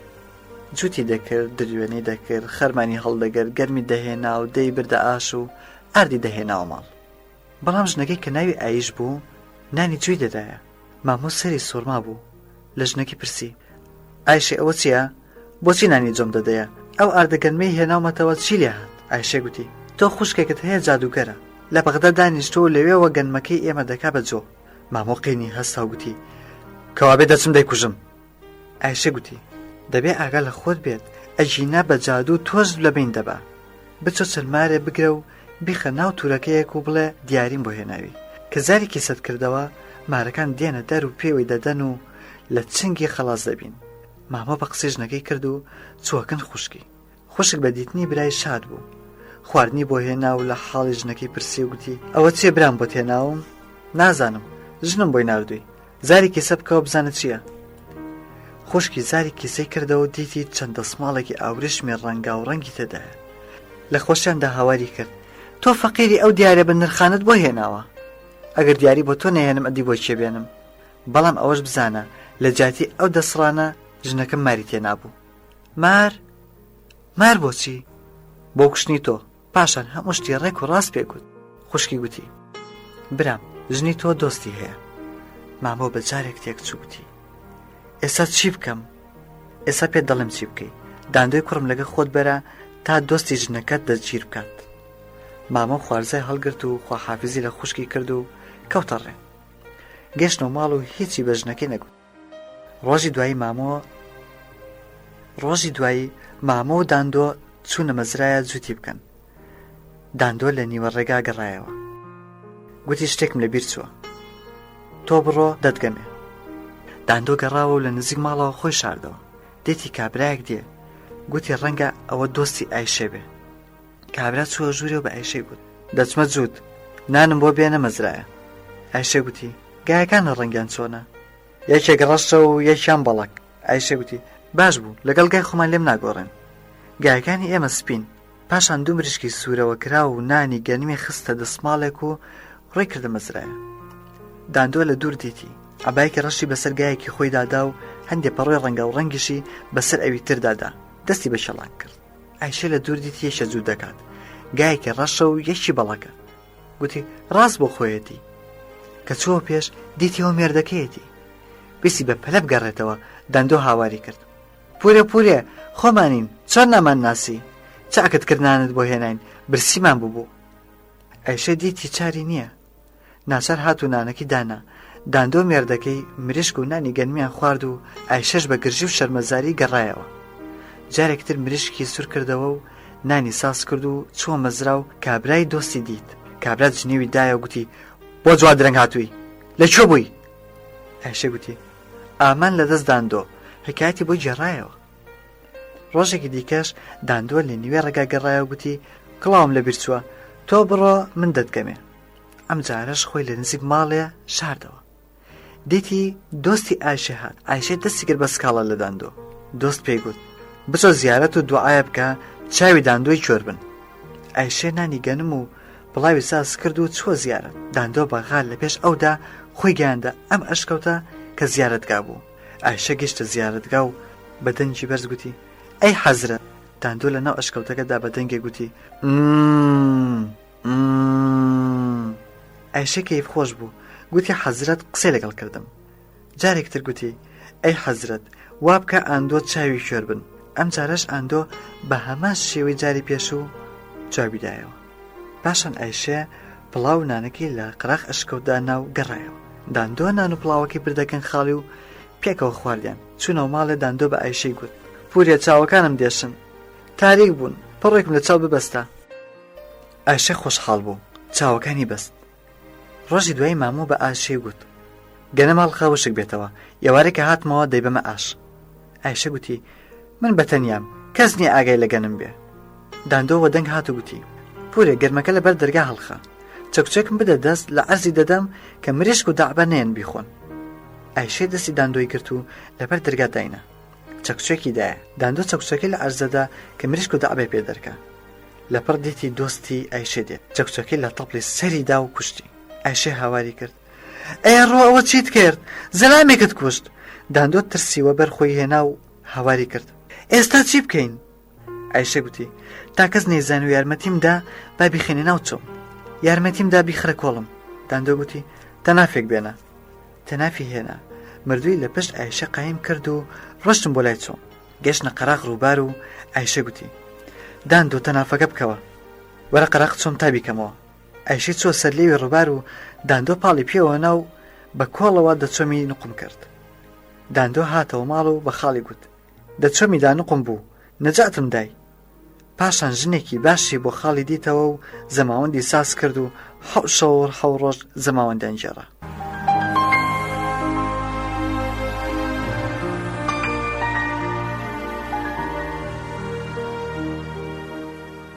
خۆشەویستان، لێرەدا بەجێتان دێڵین و تا سبەی شەو ئەڵلقەیەکی تری کتێبی ئەفسانە کوردیەکان و بێگەشتنەوەمان هەر شاد بن و شەوێکی ئارام بۆ هەموو لایەک. بەشی 13: چۆن ئیرادە بکەی ئاوا دەژی. ڕۆژێک پاشا وەزیر لیباسیان گۆڕی و لە نێو شاردا دەگەڕان. چوونە بازاری شووتی فرۆشان. زستان بوو، قیمەتی شووتیان پرسی. دوکاندار قیمەتێکی گرانی گوت. پاشا وەزیر نایانکڕی. پیان حیف بوو شووتی وا گران بکڕن. پاشا بە وەزیری گوت: جۆ بدەیە، ئێمە پاشا وەزیرین، ئەگەر من تۆ ئەو میوە گرانە نەکڕین ئەدی چێ دەیکڕێ؟ وەرە لە قوشبنێک ڕاوەسین بزانین چێ شووتی دەکڕێ.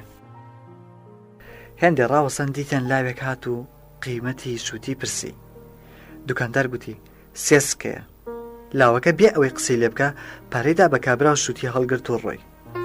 پاشا گوتی: تەماشاکە، من و تۆ نەمان کڕی، بەڵام ئەم لاوە هات کڕی، تۆ بڵێ لە ئێمە دەوڵەمەندتر بێ؟ وەزیر لە وەڵامدا گوتی: نا، ئەو لە ئێمە دەوڵەمەندتر نییە، بێگومان خۆشەویستەکەی نەخۆشە و ئیشتیای شووتیە. پاشا گوتی: باوە دوای کەوین بزانین چ دەکا. وە دوای کەوتن. دیتیان لاوەکە شوێنێکی چۆڵی دیتەوە. چەخۆی لە جیرفانی دەرهێنا و شووتی لەت کرد و ملی دەبەر خواردننا. نیوەی خوارد و ئەوی دیکەشی فڕێدا. چەقۆکەشی لە بیرچوو. کە لاوەکە ڕۆی، پاشا وەزیر دانیشتن لە شووتەکەیان خوارد. پاشا چاوی بە چەقۆکە کەوت. کاغەزێکی هێنا دەرێ و لێ نووسی: چۆن ئیرادە بکەی ئاوا دەژی. ئەم نووسراوەی لە پەنا چەقۆکەدا دانا و لەگەڵ وەزیر گەڕانەوە ماڵ. ئێستا بزانین لاوەکە چی دەکات. لەو دەستی دەگیرفانی ڕاکرد. دیتی چەقۆکەی پێ نەماوە. گەڕایەوە، دیتی لە جێی خۆیەتی و نووسراوێکشی لە پەنایە. خوێندیەوە و دەگیرفانی ناو چووە ماڵێ. ئەم لاوە نەکاری دەکرد و نەدزی، ژیانێکی بێخەمی دەبردە سەر. ڕۆژێک چووە کرد جیرانەکانی و داوای پارەی بە قەرز لێکردن. چوو بۆ پارەیە ئەسپێکی باش و لیباسێکی جوان و چەکێکی کڕی و سوار بوو. چووەکن پاشای جیرانی وڵاتەکەیان. کاتێ پاشا چای پێکەوت، وای زانی کوڕی پاشا و یا کوڕی میرێکە. وەک میوانێکی بەڕێز پێشوازی لێ کرد و لە دڵی خۆیدا گوتی: دەبێت چ دیارێکی بدەمێ؟ ئەو کە پێویستی بە پارە و ماڵی دنیا نییە، باشترە کیژەکەی خۆمی بدەمێ. پاشا لی پرسی: کوڕی چێی؟ لە وەڵامدا گوتی: کوڕی پاشای وڵاتی دراوسەی تۆم. باشە، تۆ کوڕی پاشای و ئێساش دەبێ زاوای پاشا. کێژی خۆیدا و زەماوەندی بۆ ساز کرد. 2-3 ساڵ تێپەڕی پاشا دیتی زاوا جارێکیش نەچۆ وڵاتی خۆی. لەوە سەری سۆڕما و لەبەر خۆیەوە گوتی: خۆ ئەوە بێماڵ و حاڵ نییە، بۆچی جارێکی سەر لە ماڵ و نیشتیمانی خۆی ناداتەوە؟ ڕۆژێک نامی بۆ شای وڵاتی دراوسێ نووسی: کوڕی تۆ بۆتە زاوای من، زیندوو سەلامەتە، نیگەران مەبە. پاشا نامەکەی خوێندە و واقعی وڕما: ئاخر من کوڕم نییە، چێ ئەو بێئەدەبەی کردووە خۆی کردو بە کوڕی من؟ دەبێت ئەم کەسە زۆر سیر بێ، چەندە بە غیرەتە. پاشا وەڵامی نامەکەی دایەوە و داوای کرد بۆ کوزاوای بۆ بنێرنەوە. لاویان بە زۆر هێنایەوەکن پاشا. پاشا گوتی بەچی غیرەتێک خۆت کردو بە کوڕی من و بووی بە زاوی پاشا. پاشا سەلامەت بی، چۆن ئیرادە بکەی ئاواش دەژی، تۆ خۆت ئەم شانت بۆ من نەنووسی؟ پاشا نووسراوەکەی خەتی خۆی پێنیشاندا. پاشا هیچی نەگوت، بە کوڕی خۆی قوبڵی کرد و دیسان شای و زەماوەندی بۆ ساز کردەوە.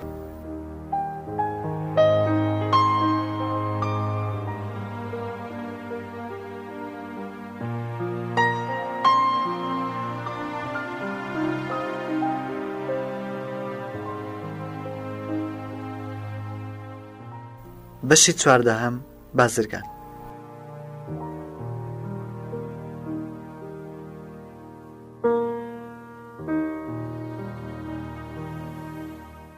بازرگانێک بوو بە ناوی کەریم. لە ڕێگادا لە پەناکانیەک کاروانی خست. لە نزیکانی شوانێک مەڕیدا لەوەڕان. بازرگان لە شوانی پرسی کەست پێشک نایە کە لیباسەکانم بۆ بشوە؟ ژنی من لیباست بۆ دەشوە. شوان کە ناوی ئەحمەد بوو لیباسەکانی بازرگانی هەڵگرت و دای بە ژنەکەی گوتی ئەم لیباسانە بشۆ بیان هێنە و خۆم بۆ بازرگانیان دەبەمەوە. ژنی ئەحمەد بە ناوی زڵێخا لیباسەکانی شوشت و چۆ کنکانی. تماشای کرد ئەحمەد مەڕی بردووەتە چیا و لەوێ نییە. بازرگان کە چاوی بە زڵێخا کەوت عاشقی بوو. نۆکەرێکی بان کرد و گوتی زڵێخا بێنە ئێرە. نۆکەر زڵێخای بردە خێوەتی بازرگان. کابرا دەستی کرد بە قسان و سەری گەرم کرد. لەم بەینەدا نۆکەران کاروانیان بۆ ڕۆشتن ئامادە کرد. ژنی شوانی بە زۆر سواری وشتر کرد و لەگەڵ خۆی برد. ئەحمەد لە چیا گەڕایەوە دیتی نە ژنەکە ماوە نە بازرگان و نە کاروان. لە جیرانەکانی پرسی ئەوان گوتیان ژنەکەت لیباسی بازرگانی بردەوە و نەهاتۆتەوە، بێگومان بازرگان بردوێتی.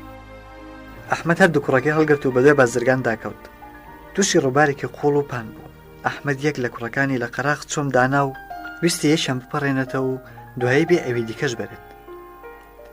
لەناو چۆم دیتی گورکێک منداڵەکەی پەلەماردا و بە ددانەکانی گرتی.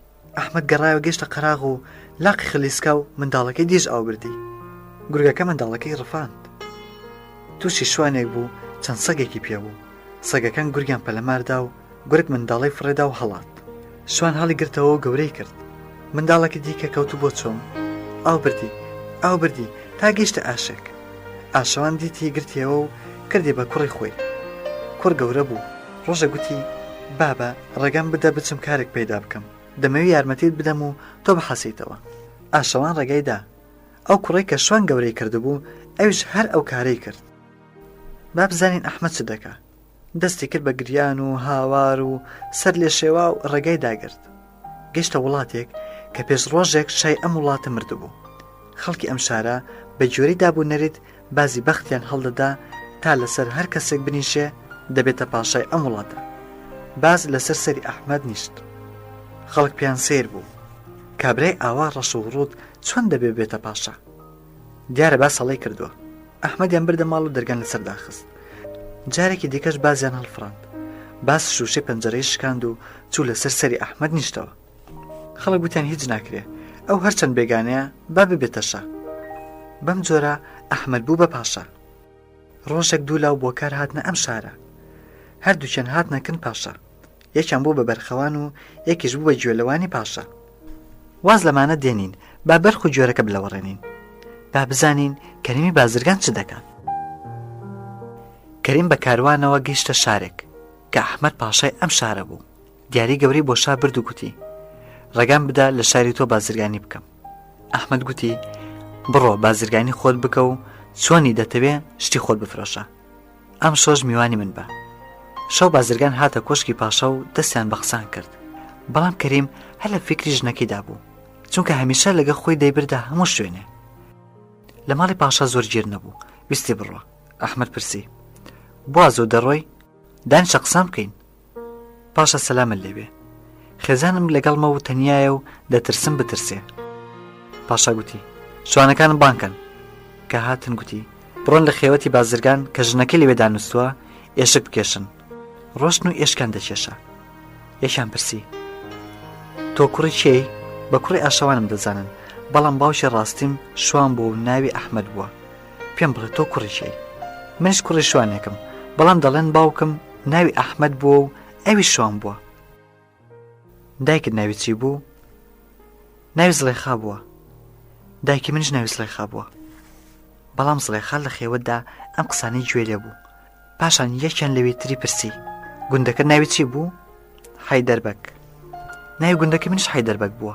جیرانەکەتان ناوی چی بوو؟ ئاسۆیان پێدەگوت. کەوا بۆ ئێمە براین. ژنی بازرگان کە ئەو قسانەی بیست هەردووکیانی بان کرد و پرسی چیرۆکی خۆتان بۆ من بجێڕنەوە. ئەوان بۆیان باس کرد چۆن باوکیان وە دوای بازرگان کەوتووە و چۆن یەکیان گورگ بردوێتی و یەکی ئاو بردوویە. زلێخا دەستی بەگریان کرد و گوتی من دایکی ئێوەم، ئێوەش کوڕی منن. پاشان چیرۆکی ڕفاندنی خۆی بۆ کوڕەکانی ژێڕایەوە. هەرسێک یەکتریان لە ئامێز گرت و یەکتریان ماچ کرد و دەستیان بە قسان کرد و لای بەیانی خەویان لێکەوت. بازرگان گەڕاو دیتی دوو لەو لە ئامێزی ژنەکەی دانوستون. بەغەر گەڕاوە بۆکەن پاشا گوتی ئەوانە چین کە ناردوتن ئێشک لە خێوەتی من بکێشن، ئەوانە لە ڕێگر خراپترن. پاشا بەسەر سوڕمانەوە پرسی چ بووە؟ چه قەوماوە؟ بۆ هاوار دەکەی؟ کەریم گوتی وەرە خۆت بیان بینە بزانە چۆنە. کاتێ چوون هەردوو ئێشک چی لە ئامێزی ژنی بازرگان دانوستون. پاشا تووڕە بوو جنێی پێدان. زلێخا گوتی ئەی پاشا جینۆ مەدا، من ئێستا بۆ دەجێڕمەوە، ئەم دوولاوە کوڕی منن. من ژنی شوانێک بووم، ناوی ئەحمەد بوو. ئەم بازرگانە منی ڕفاند و لەگەڵ خۆی بردمی. پاشا گوتی کەوایە هەموو وەرنە کۆشکی من تا مەسەلەکە ڕوون بێتەوە و هەمووان دادگای بکەم. چونە کۆشکی پاشا و بەجیا پرسیاریان لە لاوەکان کرد. قسەکانیان وەگێک بوون. پاشا گوتی کۆنە لیباسەکانی من بێنن، ئەوانەی کە ئەوە ڕۆژهاتمە ئێرە و لەبەرم بوون. لیباسەکانیان هێنا. زلێخە کە دیتی دەستی بەگریان کرد و گوتی ئەوانە لیباسی ئەحمەدی مێردی منن.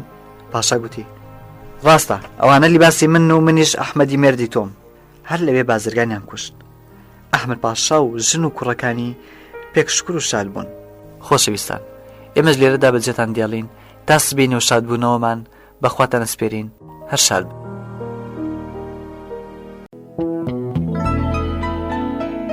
بەشی چواردەم ئەحمەد و گوڵزار. ئەحمەد بوو بە دکتۆر و چۆ شارەکەی خۆی. دکتۆرێکی باش بوو. لە فکری ئەوەدا بوو کە نەخۆشەکانی زیاد بکەن. بەڵام ئەو تازە کار بوو کەس نەیدەناسی و بۆ دەرمان کەس نەدەچۆ لای. ڕۆژێک ئەحمەد بە کوچەیەکدا دەڕۆی بیستی جارچی جار دەکێشێ و دەڵێ ئەی خەڵکینە، کوڕی پاشای وڵات زۆر نەخۆشە، هەرکەس بتوانێت چاکی بکاتەوە بەقەت گرانایی خۆی ئاڵتونی دەدەنێ. ئەحمەد لە دڵی خۆیدا گوتی من دەبێت زانستی خۆم لە پزیشکیدا لەو نەخۆشەدا نیشاندەم، ئەگەر بەختم هەبێ دەرمانی بکەم ناوبانگ دەردەکەم. ئەحمەد بڕیاریدا بچێ هێزی خۆی تاقی بکاتەوە. کێژێکی ڕەفیق بوو بە ناوی گوڵزار، پێکەوە دەرسیان خوێندبوو، یەکتریان خۆش دەویست. کاتی ئەحمەد خۆی بۆ سەفەر ئەکساس کرد، گوڵزار پرسی ئەحمەد بۆ کوێ دەچی و من بە تەنیا بەجێ دیاڵی؟ ئەحمەد گوتی تۆ دەزانی من بێکارم، پێویستە کار بکەم تا بناسرێم، زوو دەگەڕێمەوە. ئەحمەد ماڵاوای لە گوڵزار کرد و بەرە وڵاتی پاشا کەوتە ڕێ. گەیشتە کوڕی پاشای تەماشا کرد، دیتی تاقە عیلاجێکی ئەوەیە کە بچێتە کوێستان و هەوای ئەوێ هەڵمژێ. بە هەڵکەوت وڵاتی ئەحمەد کوێستانی بەرز و ئاو هەوای سازی هەبوو. ئەحمەد بە پاشای گوت کوڕەکەت لەگەڵ من بنێرە، بێ بەمە وڵاتی خۆم، لە کوێستانەکانی ئەوێ کوڕەکەت چاک دەبێتەوە. پاشا ڕازی بوو. کوڕەکەی ئەوەندە لاواز و بێهێز بوو، گواستنەوەی بۆ شوێنێکی دیکە مەترسی هەبوو. ئەحمەد زۆر بە زەحمەت کوڕی شای بردا وڵاتی خۆی. لەگەڵ گوڵزاری دۆستی دەستیان کرد بە دەرمانکردنی. زەحمەتێکی زۆریان کێشە تا نیشانەکانی چابوونەوەی دەرکەوت. زۆری پێنەچوو کوڕی پاشا سەغ بووە. دیتیان کاتی ئەوە هاتووە کە کوڕەکەی پاشا بەرنەوە. لە پێشدا کەسێکیان نرد خەبەر بۆ پاشا بەرێ کە کوڕەکەت چابۆتەوە و ئەوە لەگەڵ دکتۆر دێتەوە. پاشا کە ئەو مزگەینەی پێگەیشت لەگەڵ خەڵکی شار بە دەهۆڵ و زۆرنا بۆ پێشوازیان چوون. ئەوانیان هێنا کۆشک و باشترین ژووریان دانێ. پاشا بە ئەحمەدی گوت هەرچی دەخوازی داوا بکە. پاشا سەلامەت بیت، هیچم ناوێت. لە ئەنجامی چاکردنەوەی کوڕی تۆ ئێستا ناوبانگم دەرکردووە و خستەخانەی خۆم هەیە. هەرچەند پاشا پێداگرت، ئەحمەد هیچی وەرنەگرت و گەڕاوە بۆ شاری خۆی. لەگەڵ گوڵزار کاریان کرد و خۆیان بۆ شای و زەماوەند ئامادە کرد. بەڵام ڕۆژێک ئەحمەد نامەیەکی لە پاشای باوکی نەخۆشەکەەوە پێگەیشت کە بۆی نووسی بوو ئەی ئەحمەد، زوو خۆت بگەینە ئێرە، کوڕەکەم زۆر نەخۆشە و لە جاران خراپترە. ئەحمەد نامەکەی خوێندەوە سەری سوڕما. پێوا بوو کە دوای ئەو دەرمانکردنە نەبدەبوایە نەخۆش بێتەوە. ئەحمەد بەرە وڵاتی پاشا بەڕێکەوت. تەماشای کرد هەموو لە شتی کوڕی پاشا ساغ و سەلیمە، بەڵام نەخۆشیشە. جارێکتر بە پاشای گوت: هیچ عیلاجی نییە، دەبێت دیسان لەگەڵ من بێتە کوێستانی وڵاتی من. ئەحمەد کوڕی پاشا لەگەڵ خۆی برد و بەڵام لەگەڵ گوڵزار هەرچیان دایان کرد باشتر نەدەبوو. جارێکتر ئەحمەد بە تەنیا چۆکن نەخۆش و لێی پرسی: ڕاستیم پێ بڵێ چ شتێک ناڕەحەتت دەکا؟ بۆچی داو دەرمان چارت ناکە؟ کوڕی پاشا هیچی نەگوت، تەنیا هەناسەی خیاڵکێشە. ئەحمەد پرسیارەکە دووبارە کردەوە. کوڕی پاشا ڕەنگی لە شەرما سوور هەڵگەڕا و لە وەڵامی ئەحمەددا گوتی: ئەم کیژەی لەگەڵ تۆ دەرمانم دەکا، ئەقڵ و هێزی لێ بڕێوم. ئەحمەد تێیگەیشت، گوتی: ئەگەر ناتەوێ ئیتر با نێلات. نەخۆش ترسا گوتی: نا ئەگەر نەیە هەر بەجارێ لە بین دەچم. بۆچی؟ لە وەڵامدا گوتی: خۆشم دەوێ. ئەوەی لە دڵمدا بوو پێم گوتی چۆنە پێ باشەوا بکە. ئەحمەد کەوتە فکری خۆی گوتی: دەبێت لەم بارەیەوە یارمەتی بەم کوڕە بکەم، دەنا چاک نابێتەوە. ئەحمەد بە کوڕەکەی پاشای گوت: گوێ بدەیە، گوڵزار نەخوشکی منە و نەکچی منە و نەژنی منە، ئەو لە ئاز منەوە بێگانەیە، ناتوانم لە جاتی ئەو وەڵام بدەمەوە. قسەی لەگەڵ دەکەم و دێم وەڵامە دەدەمەوە. ئەحمەد بە ناڕاحەتی چۆکن گوڵزار، بەڵام نەیتوانین دەست بەجێ لەگەڵی باس بکە. ئاوای دەست پێ کرد: ئەی گوڵزار، ئێستا چەند ساڵە پێکەوە کار دەکەین، هەمیشە دوو ڕەفیقی سەرکەوتوو بووین، یەکترمان خۆشویستووە، کەس نەیزانیوە ئێمە خوشکوبراین یان دڵدار یەکترین. گوڵزار گوتی: ئەو قسانە ڕاستە، بەڵام دەتەوێت بێژی چی؟ دەمەوێت پێکەوە خوشکوبرا بین. گوڵزار ڕەنجی گۆڕا، نەیتوانی هیچ بڵێ. پاش چەند دەقێک هاتەوە سەر خۆی و وتی: ئەحمەد، ئەگەر تۆ وەک خۆشک منت خۆش دەوێ قەی ناکە، تۆ برای منی، بەڵام پێم بڵێ بۆچی ئەم مەسەلەت هێنا گۆڕێ و دەتەوێت چی بڵێ؟ ئەحمەد گوتی: تۆ دەبێت شو بە کوڕی پاشا بکەی. گوڵزار گوتی: عیلاج نییە، من لە بەخاتری تۆ ئامادەم ببمەژنی کوڕی پاشا. ئەحمەد گوتی: ئەو لاوێکی عاقڵ و میهرەبانە، کوڕی پاشایە، لە هەموو بارێکە وەزعت باش دەبێ. من سەبارەت بەم ڕازی بوونەت سوپاست دەکەم. باش ئەم گەفتوگۆیە ئەحمەد چۆکن کوڕی پاشا گوتی: هەموو شت بەدڵی تۆیە. گوڵزار ڕازی بووە. کوڕی پاشا بە بیستنی ئەم قسەیە چاوی گەشاوە و ڕوومەتی سوور هەڵگەڕا و لەشی سوور بوو. لە جێ خۆی هاتە دەرگوتی: داخۆ دەتوانم ڕۆژە تۆڵی چاکرد بدەمەوە؟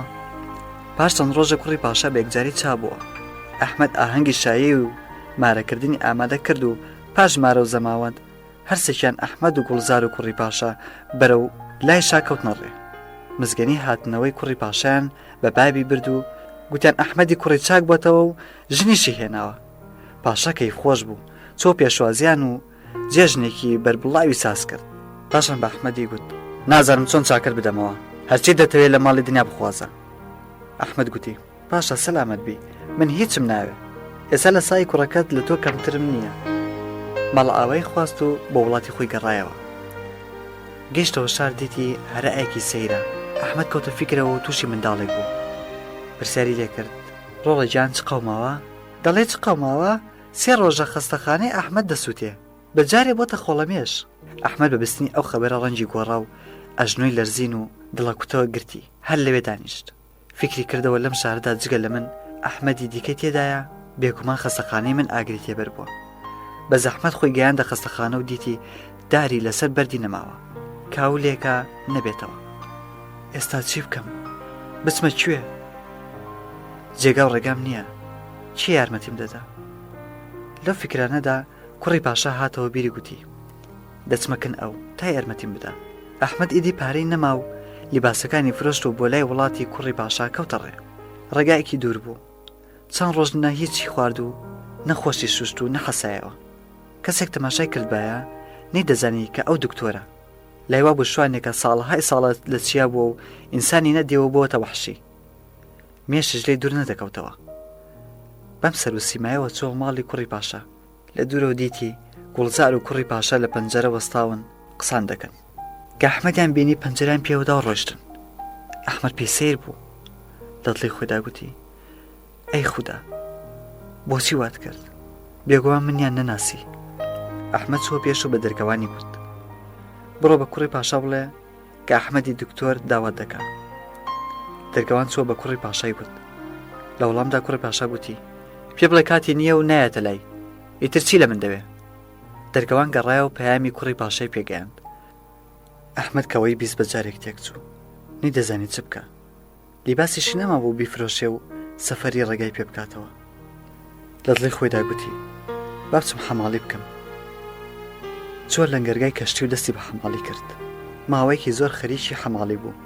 ڕۆژێک دوو پیاوی گەنج بە دوو سندوقەوە هاتن و لیان پرسی چەندە بدەینی ئەو سندوقانە بەریا ئەو شوێنێک کە نیشانە دەدەین؟ ئەحمەد گوتی سکەیەک. ئەوان گوتیان دووسکە دەدەینە، سندوقەکان بەرە فڵان جێ و لەوێ چاوەڕوانی ئێمە بە. شوێنەکان بە ئەحمەد نیشاندا و ئەوی سندوقەکانی برد و لەوێ چاوەڕوان بوو تا ئەوان بێن. تا ڕۆژ ئاوا لەوێ بوو. خەوەن سندوق نەهات. شەو درەنگ بوو. ناسار سندوقەکانی بردە ژوورەکەی خۆی و بەیانی دیسان هاتەوە ئەو جێگایە. تا شەو چاوەڕوان بوو کەس نەهات. ئەحمەد سێ ڕۆژ ئەو کارەی کرد کەس پەیدا نەبوو. ڕۆژی چوارەم سندوقەکانی برد و سەری هەڵگرتن. تەماشای کرد یەکیان هەموو ئامرازی دکتۆریە و ئەوی دیکەیان پڕە لە ئاڵتون و جەواهر. ئەحمەد گوتی خراپ نییە، ڕاست ئەم شتەیە کە پێویستم پێیەتی. هەر ئەو ڕۆژە بەرە وڵاتی خۆی گەڕایەوە. دەستی کرد بە دروستکردنی خستەخانە. ڕاست وەک خستەخانەیەکی پێشوو، بەڵام قەت ڕەفتاری گوڵزار و کوڕەکەی پاشای لەبیر نەدەچەوە. لە فکری ئەوەدا بوو کە چۆن بیان بینێ و ئەوەی لە دڵیدا پێیان بڵێ. ڕۆژێک ویستی هێندێک کەس داوەت بکات. داوەتنامەی بۆ هەمووان نرد. میوان کۆبوونەوە. کوڕی پاشا و گوڵزاری شاتن. لە دەوری سفرە کۆبوونەوە ئەحمەد هەستا و ئیجازەی قسەی خواست. ئەوەی لە نێوان ئەو کوڕی پاشا و گوڵزاردا ڕوویدا بوو هەمووی باس کرد کە تەواو بوو میوانان ویستیان هەر لەوێ گوڵزار و کوڕی پاشا بکوژن. بەڵام کوڕی پاشا گورج ڕاست بوو و جامی خۆی هەڵێنا و ڕووی کردە خاوەن ماڵ و گوتی ئەی ئەحمەد، داخوا بۆ سەر و ڕیش و لیباسەوە هاتبایە ماڵی من خۆت ناڕەحەت نەدەبووی؟ بەڵێ شەرمم دەکرد، بەڵام ئاخر ئەو ڕۆژە بەدبەختی یەخەی گرت بووم. منیش بۆیە ئەو ڕۆژە ڕێگام نەدای تا هەست بە شەرم و خەجاڵاتی نەکەی. ئەو دوولاوەی کە سندوقەکان دا بە تۆ من و گوڵزار بووین، ویسمان کارێ بکەین کە تۆ ناڕەحەت نەبی. شەرم نەتگرێ، ئێستا خۆت دادوەری بکە و بزانە کارێکی باشمان کردو یا خراپ. کاتێک کوڕی پاشا قسەکانی تەواو کرد هەموو بە سەلامەتی ئەو خواردیانەوە.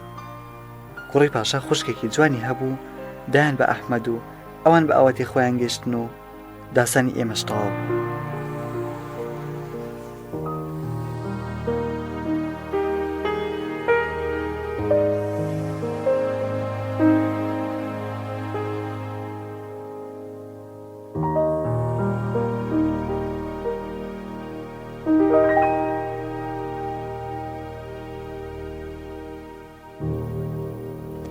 محەممەد لەگەڵ سێ برادری خۆیان ئامادە کرد بچنە حەج.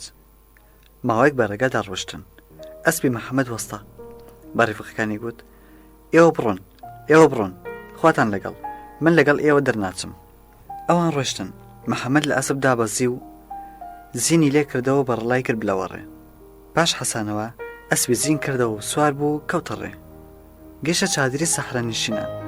لە چادرێک نزیک بۆ و دیتی ژنێک لە پێش چادرەکە دانیشتووە. محەممەد ڕاوەستا و سڵاوی کرد و گوتی میوان ڕادەگری؟ میوان خۆشەویستی خوددایە، فەرموو بەخێر هاتی. محەممەد دابەزی ژن ئەسپی لێ وەرگرت و ئەسپەکەی لە مەزرای بەستەوە. گەڕایەوە لە بادێکی بۆ ڕاخست و ئاوی هێنا دەسولاقی بشوە. پاشە نانی هێنا و پێکەوە نانیان خوارد و محەممەد پرسی ئایا پیاوە لە ماڵ نییە؟ تۆ چکارت بەوە داوە؟ تۆ میوانی و هاتوویە ئەناو ئەم چادرە، چکارت بەوەیە کە پیاو لە ماڵە یان نا؟ شەو جێگایان ڕاخست و هەردووکیان چوون بخەون. نیوەشە محەممەد وە خەبەر هات و چووە سەر جێگای ژنەکە. ژن بە محەممەدی گوت تۆ لێرە میوانی، بڕۆ بخەوە، بۆ هاتوویە ئێرە؟ ئەگەر مێردەکەم هاتەوە ئیجازی لێ وەردەگرم، ئەگەر ئەو ڕێگەیدا وەرە لەگەڵم بنوو. محەممەد چووە سەر جێگای خۆی و تا بەیانی لێی نووست. بەیانی کە هەستا گوتی ئەسپەکەم لەکوێیە؟ دەمەوێت بڕۆم. ڕاوەستا لە پێشە نام بخۆ و دوایە بڕۆ. نانی بۆ هێنا و محەممەد نانی خوارد و دیتی پیاوێک بە سوار ئەسپ و تفەنگ دەشانێتی لە پێش خێوە دابەزی. ژنەکە ئەسپی لێوەرگرت و محەممەد لە ترسا زراوی چوو. ژنەکە بێمەردەکەی گوت دوێنێ شەو میوانەکەمان دەیویست لەگەڵم بنوێ. من گوتم مێردەکەم لە ماڵ نییە، کە هاتەوە ئیجازە لەو دەخوازم. مێردی ژنەکە بێدەنگ بوو. محەممەد گوتی ئەسپەکەم لەکوێیە دەمێ بڕۆم. ڕاوەسە من تازە هاتوومەتەوە با پێکەوە نانێ بخۆین و دوای بڕۆ. جارێکی تر دانیشتەوە سەر سفرە و پاش ناخوارد محەممەد داوای ئەسپەکەی کرد. خاوەنماڵ گوتی ئێستا هەر ماست و هەنجوێنمان خواردووە، ڕاوەسە بەرخێ بکوژینەوە بیکەنە کەباب و دەیخۆین و ئەم شەویش لای ئێمە بۆ پاشان بڕۆن. محەممەد ناچار گیر بوو، بەرخیان کوشتەوە و کەبابیان خوارد و جێگایان بۆ محەممەد ڕاخست و خاوەنماڵ گوتی بڕۆ لەگەڵ ژنی من بخەوە، من لە جێگای تۆ دەخەوە. نانا ژنی تۆ دایک و خوشکی منە. بەهێنی محەممەد زوو هەسا ویستی سوار بێت و بڕوا. خاوەنماڵ گوتی ڕاوەسە نامخۆ اینجا بڕۆ. پاشان بە ژنەکەی گوت نان و گۆشتی سوورەوەکراوی بۆ ئەو میوانەکەمان ئامادە بکە و با لەگەڵ خۆی بیبە. محەممەد کە لە ترسە ئارامی نەبوو ماڵاوای لە خاوەنماڵ کرد و لە خێوە دەرچۆ دەرێ. دیتی ئەسپەکە زین کراوە و خورجێنێکی پڕ لە خواردەمەنی لە پاشتێکی بەسراوە. سوار بوو کەوتە ڕێ. با ئەوەش بڵێم کە محەممەد زۆر دەوڵەمەند بوو، خاوەنی چەندین دوکان بوو. ڕۆژێک لە پێش دوکانی خۆی ڕاوەستا بوو دیتی دوو کەس دەستی ژنێکیان گرت و ڕای دەکێشن. محەممەد ژنەکەی ناسیەوە. ئەو ژنە بوو کە لە خێوەت محەممەد میوانیان بوو. محەممەد پرسی ئەو ژنە بۆ کوێ دەبەن؟ گوتیان ئەو ژنە قەرزارمانە لە جاتی قەرزی خۆمان دەبین. قەرزەکەی چەندە؟ 100 لیرە. وەرن ئەوە 100 لیرە وازی لێ بێنن. محەممەد ژنەکەی بردەوە ماڵێ و بە خێزانەکەی گوت ئەو ژنە خوشکی منە، لیباسی تازەی بدێ و نان و خواردنی بدێ و با لە ماڵی ئێمە بێ. ساڵێک بەسەر چوو ڕۆژێک دیتی دوو پیاو دەستی کەسێکیان گرتووە و ڕای دەکێشن. محەممەد پیاوەکەی ناسی پرسیەوە بۆ کوێ دەبەن؟ گوتیان 200 لیرەمان قەرزدارە و لە جاتی قەرز دەیبین. محەممەد 200 لیرەکەی دانێ و کابرای نەجاتدا بردێ ماڵە و ناردێ حەمام و جلوبەرگێکی نوێیدا پێی بیپۆشێ. پاشان بردێ دوکان و گوتی لەم لایەوە من دەفرۆشم و لەو لایە تۆ بفرۆشە. پاش ماوەیەک پێی گوت دەمێژنە بۆ بێنم، خۆ چۆن دەزانی چۆن بە باش دەزانی وا بکە. خوشکێکی زۆر جوانم هەیە دەیدەم بە تۆ.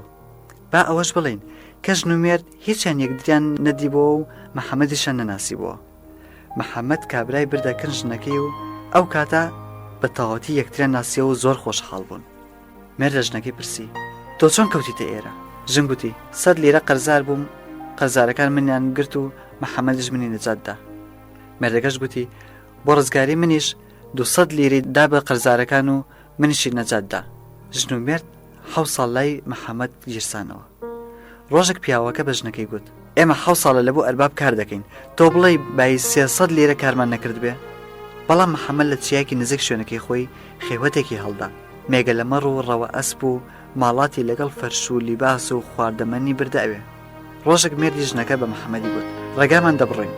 محەممەد بە ژنەکەی گوت نان و کەباب و خواردەمەنیان بۆ دانێ تا لەگە خۆیان بیبن. پاشان سواری ئەسپی کردن و برنی بۆ ئەو کێوە. ژن و مێرد چاوێن بە مێگە لە مەڕ و ڕەوە ئەسپ و فەرش و شتی ماڵی کەوت زۆر خۆشحاڵ بوون. محەممەد گوتی ئەو شتانە هەموو بۆ ئێوەن، 7 ساڵ کارتان بۆ من کردووە، ئەوەش پاداشتی کارەکەتانە. مەڵ ئاوای لێکردن و ڕۆشت. پیاوەکە لە دڵی خۆیدا گوتی چۆن چاکی ئەو پیاوە بدەمەوە، باشترە بیکوژم و لە شەڕی ئەم حەقناسیە نەجاتم بێ. سەری ئەسپی با داوەبانجی محەممەدی کرد و گوتی بۆستە.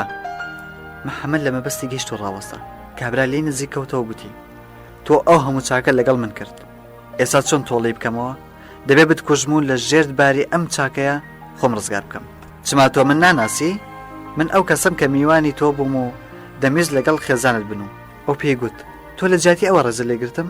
من گەڕامەوە لەگەڵ خۆم شەرتم کرد کە ئێوە هەردووکتان بۆ من وەک خوشک و برابن.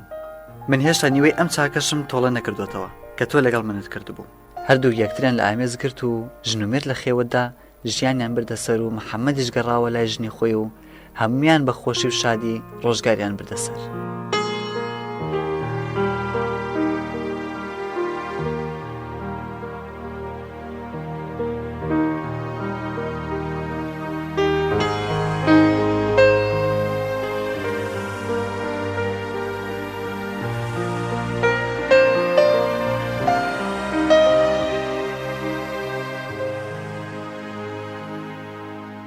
خۆشەویستان لێرەدا بەجێتان دیاڵین و تا ئەڵلقەیەکی تر و سبەی شەوبەی گەیشتنەوەمان بە خۆتان نسپێرین.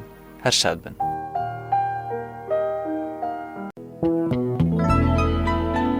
خۆم بە خۆشحاڵەزانم پێتان دەگەینەوە لە ئەڵلقەی حەوتمدا. پندەکانی حەکیمانە. کابرایەک هەبوو بە ناوی ئەحمەد و ژنەکەشی بە ناوی سەیران بوو. لە ئوپەڕی هەژاری و فەقیریدا بوون.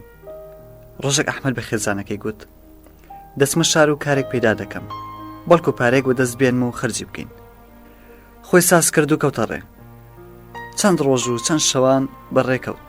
گەیشتە شارێک و چوو لەگەن پیاوێکی دەوڵەمەند بۆ بەکرێکار. 7 ساڵ لە لای کابرا کاری کرد. کابرای دەوڵەمەند 7 هەنبار زێڕیدایە. ئەحمەد زێڕەکانی وەرگرت و ماڵ ئاوای لە خاوەنکار خواست و خۆی بۆ گەڕانەوە ئامادە کرد. لە ماڵ هاتە دەرەوە و دیتی خاوەنکارەکەی لە نزیک ماڵ دانیشتۆ گۆزێکی پڕ لە گەرمی کوڵاو لە پێش داناوە. گەرمەکە دەنکە هەڵدەگرێ و فڕی دەدات. ئەحمەد پرسی ئاغا چ دەکەی؟ پەندی حەکیمانە دەژمێرم. خوددا ئەمر بدە یەک لەو پەندانە بە من بێژە. قیمەتی هەر پەندێک هەمبارێک زێڕە. ئەحمەد لە هەمبانەکەی یەکێکی دا بە کابرا و گوتی باش گوێ بدەیە لە هەموو کارێکدا سەبر پێویستە. ئەحمەد پێی سیر بوو. پرسی هەر ئەوە؟ هەر ئەوە. ئەگەر دەتەوێت پەندێکی دیکە بدەمێ دەبێ هەمبانەیەکی ترم بدەیە. ئەحمەد هەمبانەیەکی دیکەیدایە.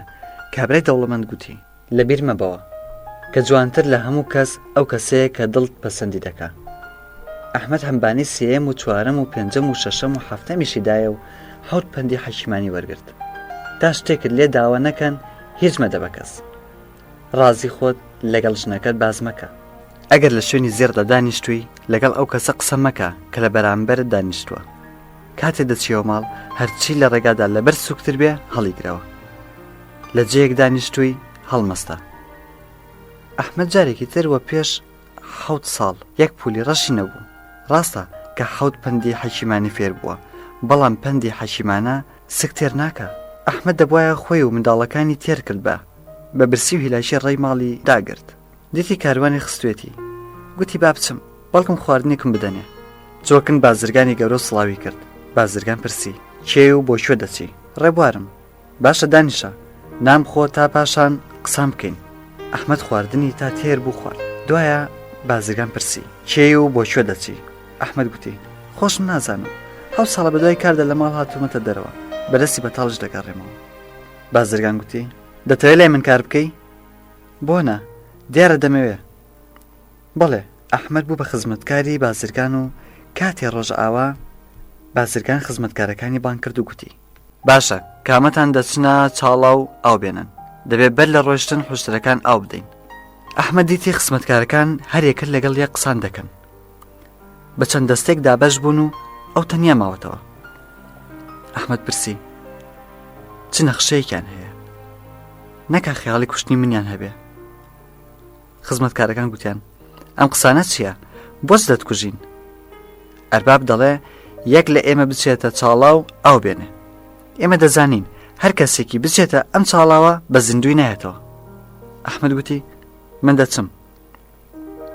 بازرگان گوتی من خوێنبایی تۆ دەدەم. ئەگەر بە زیندوی هاتیەوە دەر پارەکە دەدەم بە خۆت. ئەگەر نەگەڕایەوە پارەکە دەدەمە ژنەکەت. تەنیا ناوی گوند و ژنەکەت بڵێ. ئەحمەد ناونیشانی شوێنی ژیانی خۆی و ژنەکەی دایە. تەنافێکی خسە ناو قەد و چوە چاڵاو. سەتڵ ئاوی ناردە سەر و کاتی هۆشتر هەموو ئاودران. ئاخرین سەتڵیان هەڵکێشە و ئەحمەد خۆی ئامادە کرد بێتە دەرەوە. لەگەڵ بانجی کرد هەڵم کێشن لە ناکەوت دەنجێکی ترس هەستا دیواری چاڵاو کرایە و لاوێکی باڵە بەرز لەوێ هاتە دەر. یەقەی ئەحمەدی گرت و لەگە خۆی بردی. ئەحمەد کە وەخۆی هاتەوە تەماشای دەوروبەری کرد دیتی وەتاغێکی فراوان و ڕووناک و جوانە. کیژێکی جوانی وەک ڕۆژ لەسەر باڵەنجێک دانیشتووە. دیتی بۆقێکی دیێز و بەدفەڕ مات بووە. لاو شیری هەڵکێشا و لەسەر سەری ئەحمەد ڕایگرت. پێی گوت ئێستا دەبێ بێژی لەم کیژ و بۆقە کامیان جوانتر و کامیان بۆ دڵداری دەبن. ئەگەر وەڵامی ڕاستی شت نەدەیەوە سەر دەبڕم. ئەحمەد نەیدەزانی چی بڵێ. سەری لێ شێوا بوو. فیکری کردەوە چی بڵێم. ئەگەر بڵێم کیژەکە جوانترە بێگومان دەمکوژێ. ئەگەر بڵێم بۆقەکە جوانترە درۆم کردووە. هەر چۆنێک بێ دەکوژرێم. چ بکەم؟ لە پەرپەندێکی خاوەنکاری وەبیر هاتەوە گوتی ئەی جوامێر جوانتر ئەوەیە کە دڵ پەسەندی بکە. لەگەڵ ئەم قسەی کرد دەنگێک هات و بۆق بوو بە کیژێکی ئەوەندە جوان کە زەلامی بۆ شێت دەبوو. لاو شاد بوو. ئەحمەدی لە ئامێز گرت و گوتی هەرچی دەتەوێت داوا بکە. ئەحمەد گوتی جگە لەوەی بچمەوە سەرزەوی هیچ ئاواتێکی دیکەم نییە. لاو پرسی ئایا ژن و منداڵت هەیە؟ ئێستا 7 ساڵە ماڵم بەجێ هێشتووە. ئەو دەم دەبواە ژنەکە منداڵی ببێ، نازانم ژن و منداڵم زیندوونیان نا. لاو سندوقێکی گەورەی زیوی کردەوە و 7 هەناری گەورەی جوانی هێنا دەرێ. دای بە ئەحمەد و گوتی پاداشتی ئەو خزمەتەی بە منت کردووە. پاشان دەستی ئەحمەدی گرت و لە ماڵ بردێ دەر. ئەحمەد دیتی دیسان بنی چاڵاوە، بانکی خزمەتکارەکانی کرد. هەڵم کێشنەوە، ساغ و سەلامەتم.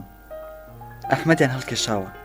بازرگان کە دیتی ئەحمەد شادوک بە کەیفە، خورجێنێک زێڕی دایە و گوتی ئەوە خوێنبایی تۆیە، شکری خواکە کە زیندویت. ئەحمەد گوتی من دەمەوێت دیسان بە دنیادا بگەڕێم، تکەم لە تۆ ئەوەیە ئەم پارە و هەنارانە بە ژنەکەم بگەێنە. بە درێژەی ناو ناونیشانی ژنەکەیدا بە بازرگان بچێت بیدۆزێتەوە. بازرگان هەنارەکانی وەرگرت و لەگەڵ کاروان کەوتەڕێ. پاشماوەی کاروان گەیشتە ئەو گوندەی کە سەیرانی ژنی ئەحمەدی لێبوو. بازرگان وە دوای کەوت کە بیدۆزێتەوە. کاتێک دیتی پارە و هەنارەکانیدا بە ژنی ئەحمەد و پێی گوت ئەحمەد زیندووە و سەلامەتە و بەڵام دەیەوێ بە دەوری دنیادا بگەڕێ. پاشان ماڵ ئاوای لە سەیران خواست و ڕۆیشت. سەیران کوڕێکی 7 ساڵەی هەبوو بە ناوی ئیسماعیل. کاتێ هەناری بەدەست دایکیەوە دیت داوای کرد بیداتێ. دایکی هەنارێکی لەت کرد، یاقوت و مرواری و ئەڵماسی لێ هاتە دەر. سەیران تێگەیشت و بە کوڕەکەی گوت ئەم هەنارە ناخورێ، وەرە بچینە بازار هەناری شیرین و خۆشت بۆ بکڕم. چوونە بازار سەیران چەند هەناری باشی کڕی و دای بە ئیسماعیل. پاشان چووە کن جەواهر فرۆش و یەک لە گەوهرە بە نرخەکانی پێفرۆشت و پارەیەکی زۆری وەرگرت. هێندێک وەسەڵ بە نایبان کرد و خانوویەکی گەورە و جوانی دروست کرد. لە دەوری خانووەکە باخێکی گەوری ساز کرد و دیوارێکی بەرزی لە دەوری کێشە. سەیران چەند نۆکرێکی ڕاگرت و ژیانێکی خۆشی دەست پێ کرد. ڕۆژێک دەرگەوانی بان کرد و گوتی ئەگەر پیاوێکت بینی 3 جار لە دەرگای دا و هەناسەیەکی قوڵی هەڵکێشە بهێنەکن من. ئێستا با سەیران لە ماڵی خۆی ژیان بێتە سەر و بزانین ئەحمەد چ دەکا. ئەحمەد چەند ساڵان بە وڵاتانە دەگەڕا، بەڵام تا ئێستا هیچی وەرنەگرتووە و هیچی پێیان نەکردووە. ئاخرەکەی بڕیاریدا بچێتەوە ماڵی خۆی. کاتە گەیشتەوە نزیک گوندەکەیان دیتی مارێکی تۆپی و لەسەر جادە فرەدراوە. پەندێک خاوەن ماڵی وەبیری هاتەوە و هەرچی لەسەر ڕێی ماڵ دۆزیتەوە لەبەر نەرمتر بوو هەڵی بگرەوە. مارە تۆپیەکەی هەڵگرت و خستێت نییە و خورنجێک و ڕۆی. گەیشتەوە گوند. ویستی ماڵەکەی خۆی بدۆزێتەوە، دیتی لە جێگای خانووی ئەو ماڵێکی گەورە و جوان ساز کراوە. لای وا بۆ ڕێگای لێگۆڕاوە. گەڕایەوە هێندە دوورکەوت و سەرنجدا و گوتی نا ڕاستە ئێرەیە. جارێکی تر چووە نزیک خانووەکە و دیسان گەڕایەوە. پاشان چووە سەر تەپۆڵکێک و لەوێەوە سەیری گوندی کرد. دیتی هەموو شت وەک خۆیەتی و لەجێ خۆیەتی. خانووی جیرانەکان هەر لەوەیە، بەڵام خانووی خۆی دیار نییە. بۆ جاری سێم چووەکن خانووەکە و تەماشای کرد. هەناسەیەکی هەڵکێشا و ویستی بگەڕێتەوە دەرگاوان دەستی گرت و گوتی لەگەڵ من وەرە. خانووی ماڵ بانجی کردووی. ئەحمەد وە دوای دەرگاوان کەوت. بەر لەوەی بچێتە ژوورەوە مارە تۆپیەوەکەی لە خورنج دەرهێنا و لە پێش پلیکانەکان لە حەسارە داینا و خۆڵی بەسەردا کرد.